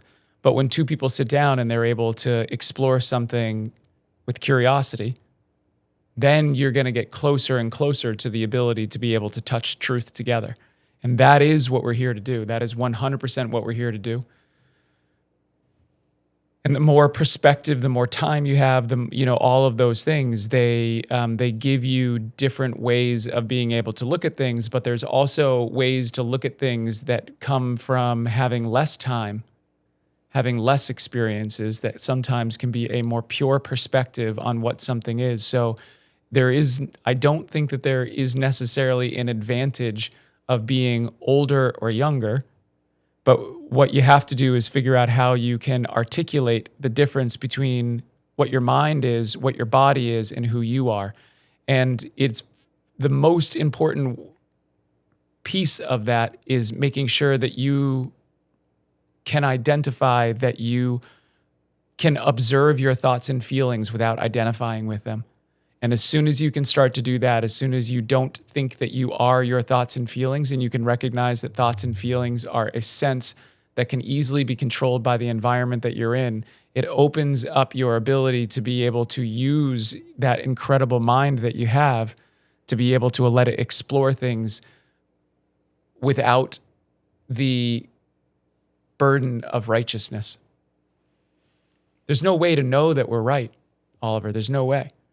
You know what I mean? All you can do is you can examine everything. You can talk about everything. You can explore what you've experienced. You can go through all of that. But in the end, every day you have to wake up and reset all over again. Every day you have to wake up and come back to the table and make sure that you are not allowing yourself to slip back into the things that make you so desperately want to be right. Mm-hmm. Because the second that you start to try to be right about anything is the second that you start to lose curiosity. Yes. And it is interesting, the conversation, the sort of the dynamics of the conversation, because there are definitely times when we're talking where I do start to feel that sort of like the temptation towards righteousness. But then there's also times where I feel like I am speaking from a place where I think that what I'm saying is not coming from that place, but I think that you're interpreting it that it is, which is, I think both things are definitely happening, or that sometimes I will interpret the things that you're saying as being righteous when maybe they are and maybe they're not. But Well, we'd have to agree upon what is the source of righteousness and what is the source of curiosity. And the way that I try to do that personally is that I try to remember that the source of curiosity is about examining what I'm capable of controlling in the moment. And the source of righteousness is about trying to take control of something that I have no influence over. And as soon as I start to try to take control over an idea that I have no influence over, I realize that I am now creating an identity around trying to be right about that influence. And when I wake up every day and I focus on what I can control in the moment, that gives me the ability to be able to stay closer to curiosity and what I believe is the truth.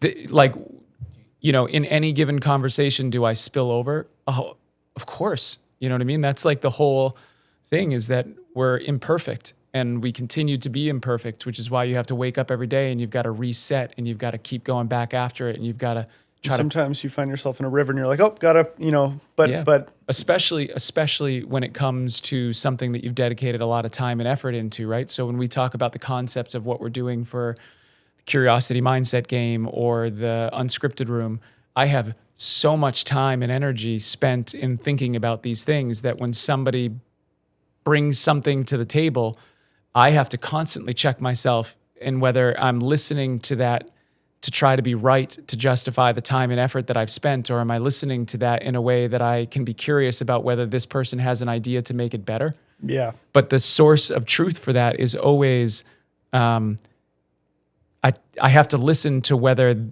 the thought that they're having has the level of depth that I've already gone into in my thinking.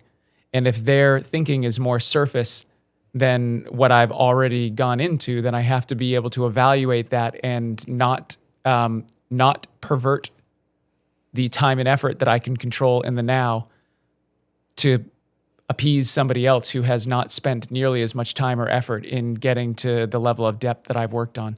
Mm-hmm. And, when you have an idea that is, when you spend enough time and you get rid of a lot of tributaries and you try to focus a lot of your time and energy in something that feels like most of your source is going towards that, it becomes pretty powerful how much time you can spend thinking about something. Yeah. But you and I, I think, have that in common, that I also love tributaries. You know what I mean? There's not very many things that somebody could bring up a topic and I wouldn't be like, oh, let's do it. Let's dive in. I love that. Well, this is a mic test. Exactly. Which is awesome. We should post it. Maybe you should take this genuinely. Maybe you should take this and we should be honest with our audience about, like, this is what an exercise in free thinking is that you sit down and you start from one place and you end up, because I think that this conversation to me does feel like a good representation of us and trying to be real with one another and to try to explore something and to try to, to get into it. So from here on out, you can count on the thing that I want to count on myself for is that I'm not going to try to hide myself. Yeah. That whatever is happening in here is something that if anybody sees at any level, that I'm not going to shy away from that. Yeah. Yeah. That's one of the interesting things is trying to, like, one of the things I'm finding interesting in this conversation is like, sort of, as you said, leaning into all of those moments where you realize that maybe you are being righteous about something, or that you are trying to, that you are attached to a certain perspective that you have. And then the first thing you can do is acknowledge that. And then from there, once you've acknowledged it, then that's kind of like the, maybe even the only necessary step. Everything else kind of happens. That's it. Yeah. Yeah. Yeah, because you're essentially, what you're doing is you're making an agreement with yourself to drop your identity and start to think through your time. You know what I mean? And I think that that's the thing that we keep coming back to in this conversation, is that neither of us have ownership over right and wrong. But what we both can agree on, that we can keep coming back to as a place where we can find each other at any given time, is the equality of time. Mm-hmm. That we're both living in this moment right now. We're both experiencing this moment right now. What you experienced in your past, what you will experience in your future, those things are not something that we share equally. That is something that you have much more ownership of, the experiences that you've had in your individual past, and something that neither of us quite know what our experience will be in the future. Yeah. But right now, what we can say is that this moment in this time, we might be able to share something that both of us feel connected to, as being an opportunity to be able to let those guards down and not need to be right, but definitely try to explore what is real. If we were going to name this, give this an episode name, the whole conversation starting with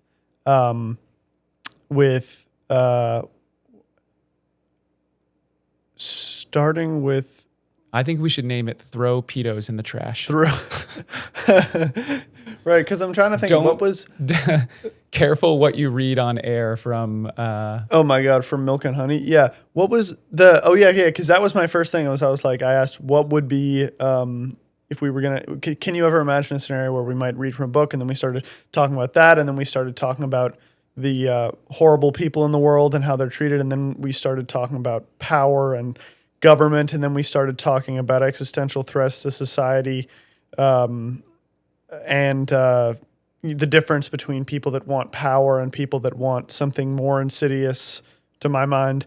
And then we started having a conversation that diverted from this direction into an examination of the way that our energy is spent thinking about those things, and which conversations and which perspectives are necessary in order for the greater good to be possible and maintainable.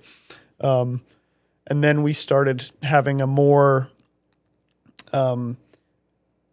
interesting conversation about the dynamics of our own minds and the way that we find that our energy tends to behave, and the ways that we try and regulate it, and the different things that we think are, ways that you can course correct that. And then having an interesting conversation, getting more into the awareness of the sort of conflicts that emerge between viewpoints, and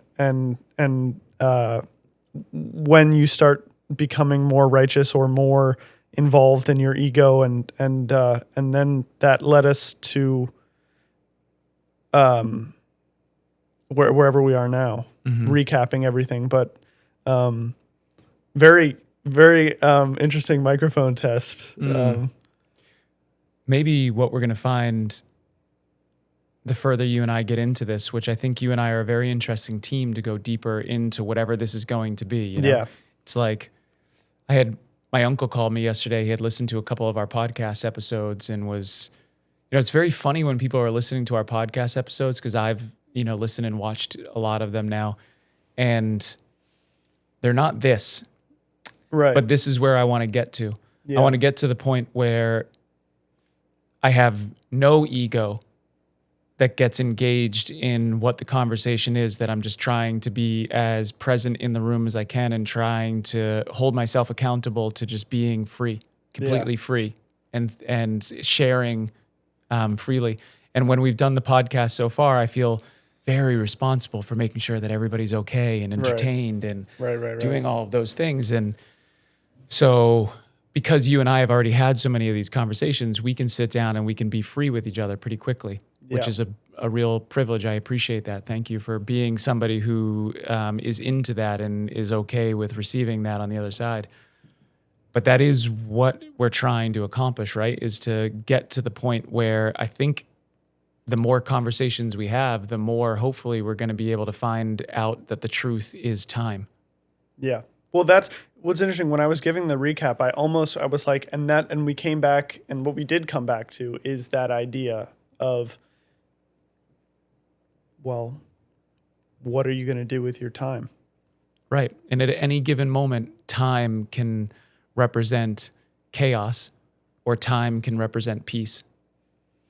And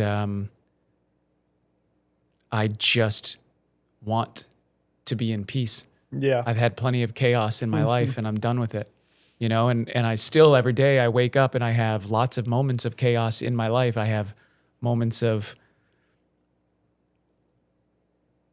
loneliness. I have moments of stress. I have moments of pressure. I have moments of all different kinds of stuff that stir up all kinds of chaos and feelings of friction. And those are real. Those are there. But I feel much more peaceful when I remember not to identify with them, that they're just feelings that I've got to move through and that I've got to sit with, and that they are, they're happening, but they are not necessarily me. That there's something that I've got to work on figuring out how to build up an endurance to, so that when they happen at a frequency in which I feel like they become background noise rather than become, a concert. Well, it's interesting because that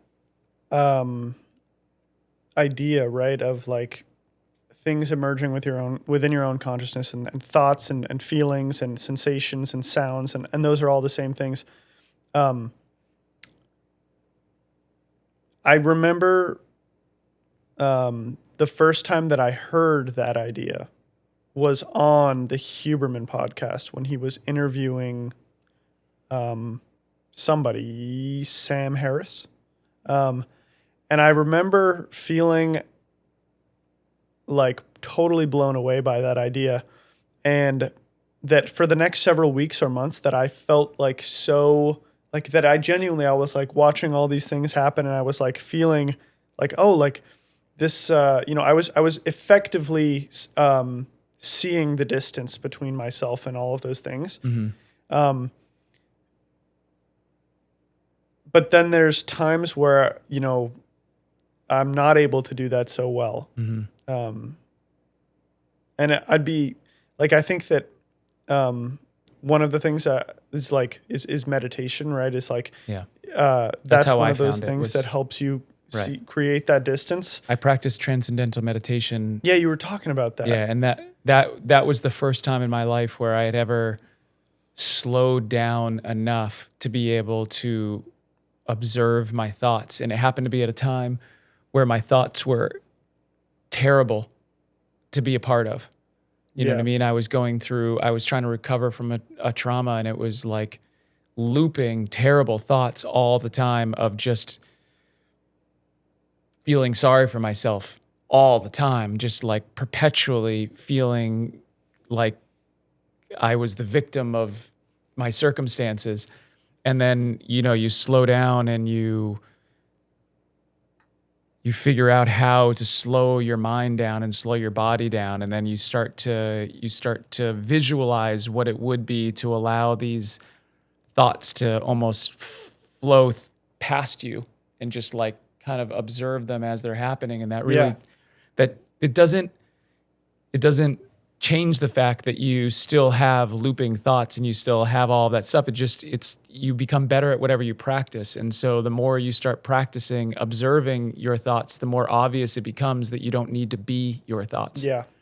And feelings are the same way, but I think people have a lot harder time disassociating with their feelings because they are so, one is the mind and one is the body. If your thoughts are happening in your mind, your feelings are happening in your body. So as you have a feeling, it's not like that's just being generated in your mind. You feel it everywhere. Like, when you feel sad, when you feel afraid, when you feel good thoughts, you Yeah. feel it everywhere. When you feel bad, when you have good feelings, you feel it everywhere. When you have bad feelings, you feel it everywhere.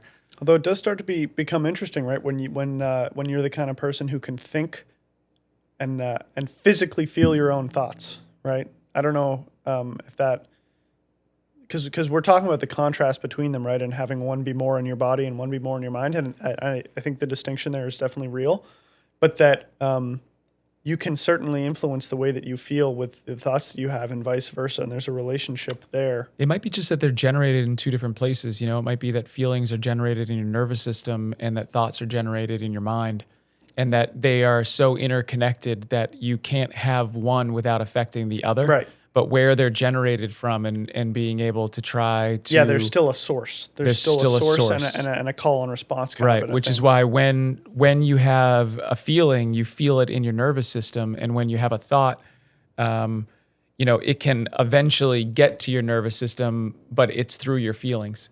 Because you can have a thought that environmentally then creates a feeling that goes along with it, which is why it gets really dangerous if you get into a looping thought. Totally. Of, especially victimhood thoughts where you feel like you're out of control because you don't have control, which is also why it's so liberating to start to really focus on what you can do in the now as being your primary source of control, because it gives you the ability to be able to be like, all right, well, the one thing that I can always do is I can breathe in and I can breathe out. And that is pretty much what life really is it is what am I going to take in and what am I going to let out?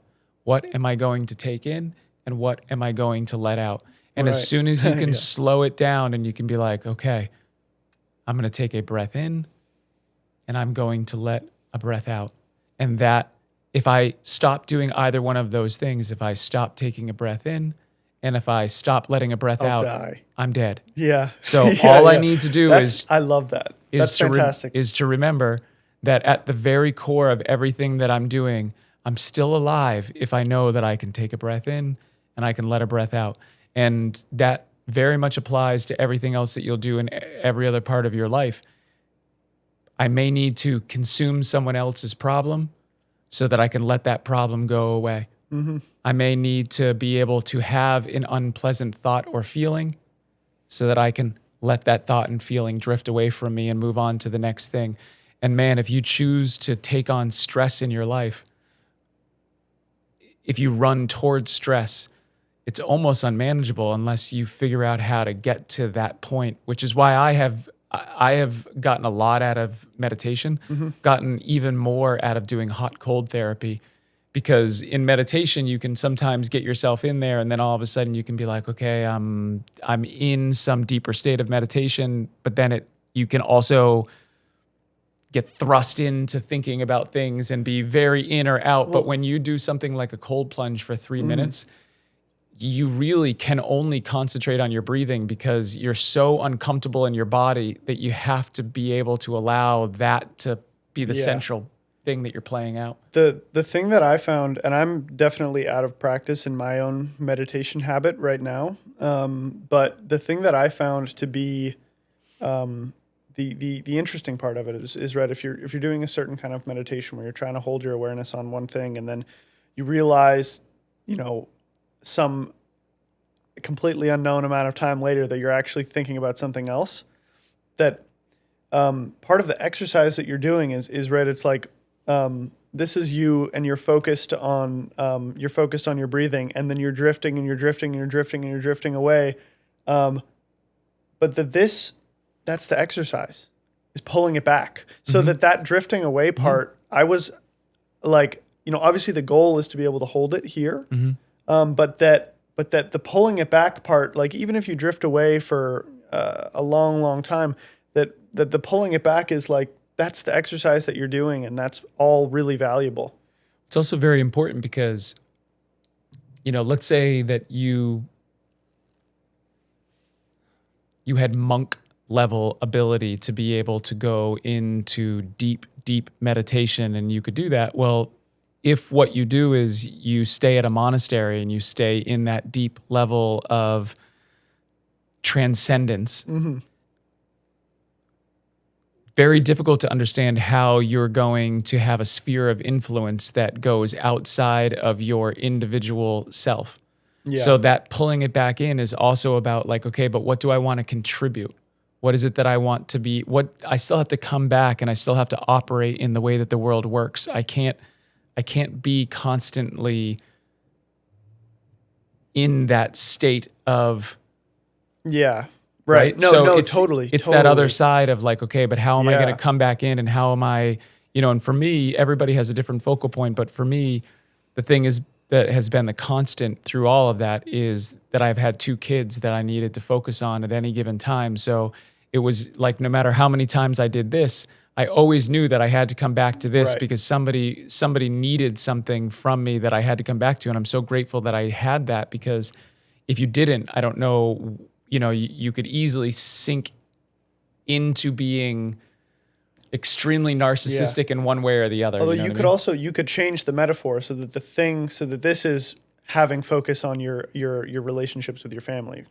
And this is something else entirely. Right? Yeah. And the beauty is that when we come back to the central truth of what I would say this conversation has been, when you think about the source, when you think about whatever that is for every individual person, if we just imagine that source is time, then it doesn't matter whether you're in flex or out of flex in the analogy of what you're doing. It just means that what you have to do is just allow yourself to understand you can access both. Right. That you can Totally. be engaged with the world and still be in observation of the fact that the world is going to cause you to have thoughts and feelings that you don't need to identify with. You just need to observe. Yeah. And you can also be in a state where you can be not engaging with the world intentionally so that you don't have to experience thoughts and feelings, that you have to be able to have that level of focus on letting drift away. You can just easily observe them without having to deal with all of the stimulation that goes along with it. Knowing that there's a choice is important. The Maybe the most important right. thing The ever. downside for me, at least, has been that I really struggle to enjoy spending time with people. I don't like going out. I don't like socializing all that much. I love conversations like this. I love having this kind of stuff. But if you were like, hey, do you want to go to Savaticus and go hang out and just like shoot Not the shit your with thing. people, I'd be like, you know what I mean? It wouldn't appeal to me in the same way, because it's a lot of work, and I've already worked all day. I don't want to work anymore. I want to feel peace. And generally it's much easier to find that in very small groups and very intimate groups. It's much, much harder, at least for me, to find peace when you go into loud, crazy environments, because you're then trying to sift through so many more different sensory experiences to be able to figure out where you can feel peaceful in any given moment. And for me, at least, anytime that I don't feel that level of peace is exactly when I start to create and I start to over-identify with my feelings in those moments, and I under-identify with my source. I under-identify with my ability to just realize that I can just be in the moment and allow whatever is going to happen, and be with it. Yeah, it's so interesting the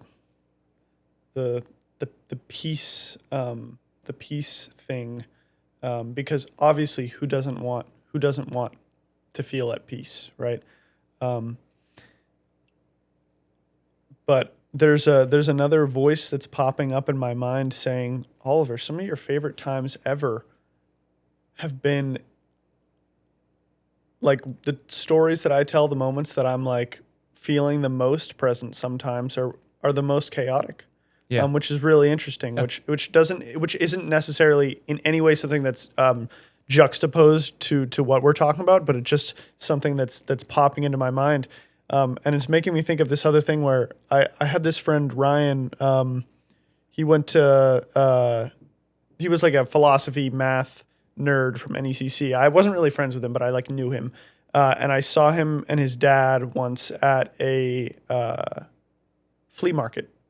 And his dad was like talking to me and immediately pegged me as being like an ADHD person. And he was like, I'm an ADHD person as well. And he told me, which, you know, we could have a whole conversation about the usefulness of those identifiers, but he was like, don't ever join the military because you will love the chaos too much that you'll never be in a stimulating enough environment again for the rest of your life. And I don't know whether that's true or not, but I thought it was so interesting.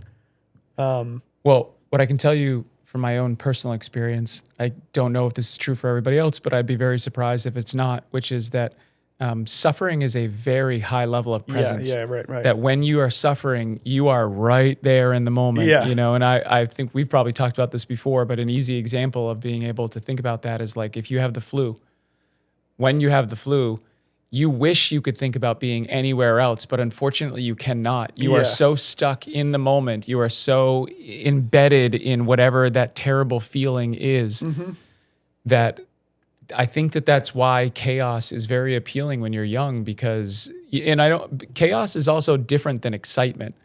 Chaos is one version of it, but you can also find environments where it's like you want to go skiing or snowboarding or skydiving or do something that makes you feel very in the moment because you're, you know, a level of excitement and adrenaline is at an all-time high. Falling in love has a lot of that to it. Yeah. But the space in between peace and chaos has a lot of tributaries that you have to explore to kind of figure out like what is the difference between those two places and figure out, you know, what are the things that you can do that are exciting but bring you back to a feeling of peace versus what are the things that you can do that are exciting that end up having consequences of chaos. And that I think is the maturity to try to find as many things as you can that excite you but always bring you back to a feeling where you end in peace. Whereas I think oftentimes when you're younger, you tend to look for things that are exciting that can easily turn into moments of chaos. I don't think it necessarily has to be an older, younger thing, but I think that there is something to the idea that you have to experience enough chaos to be able to understand the difference. Otherwise, how would you know?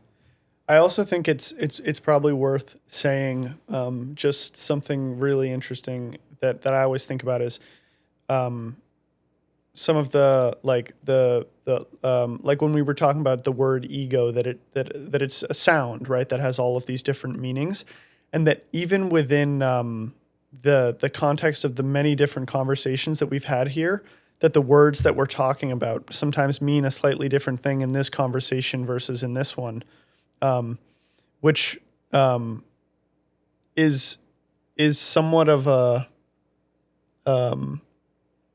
is not following directly off of what you're saying, but is something that's coming to mind for me where we're talking about like the presence thing, where it's like presence could mean, like it's making me think of the meditation thing, right? Where if there's a bad thing, like you're sick and there's this sensation that you're totally present and feeling that, but that in another conversation, we might think of presence as distancing yourself from a sensation, right? Which is just a really interesting thing that I always, or that I sometimes notice with like language. It's just so weird. It's just like, well, it might be that language, like it's less important to identify a word than it is to be able to identify to be able to articulate and explain what that word means to you. Yes, absolutely. The context of the word is far more important than the meaning of the word. Absolutely. Because the meaning of the word means that you have to take on somebody else's association with that word. And I think that that's probably a weakness in your mindset to think that you can't try to explain from your own point of view what that word means to you. And I think that's where 95% of the conflict on earth comes from. Maybe. I mean, there are some things too that we should all admit that like stop means stop. go means go. Right. Like there are some things that are very practical that we need to be able to identify are worthy of us all finding compelling enough to have complete alignment on.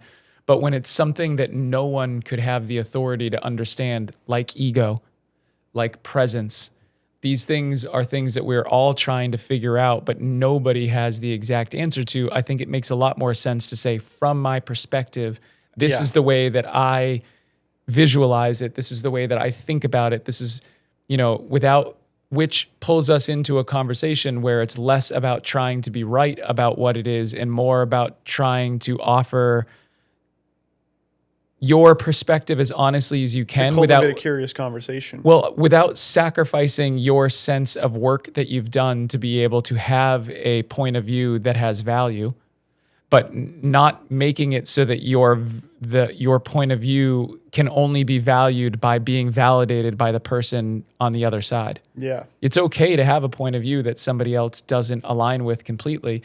In fact, listening to the difference between those two points of views might be the difference between you getting to a deeper layer of understanding of something that you want. Yeah, has to. Yeah. All right. I got to go make dinner for my kids. God. Yeah, so I don't know how long we were just doing that for, but I am totally cool if you want to cut this and turn it into our episode that we were going to plan on doing this week. Not every episode has to be on camera. Maybe some episodes are just going to be audio and we release them the way that they are. I'm really curious, actually. I have no idea how long we've been here. That is one of the things that I do not naturally It's 6:00. excel at. It's 6:00 right now. And I'm pretty sure we started this conversation around a little before 4. So, I think we don't quite have enough for me to be sure. this is a fun example, though, genuinely a fun example of exercise in free thinking. Yeah, no, totally. Right? That we sit down and we should try to offer ourselves the privilege of flow as often as we can and see where it goes. And you're one of my favorite people to flow with because I know that you like it as much as I do. You express yourself through conversation. Cool. Let's do it as often as we. What is it you say at the end? That's a wrap. That's a wrap. Okay.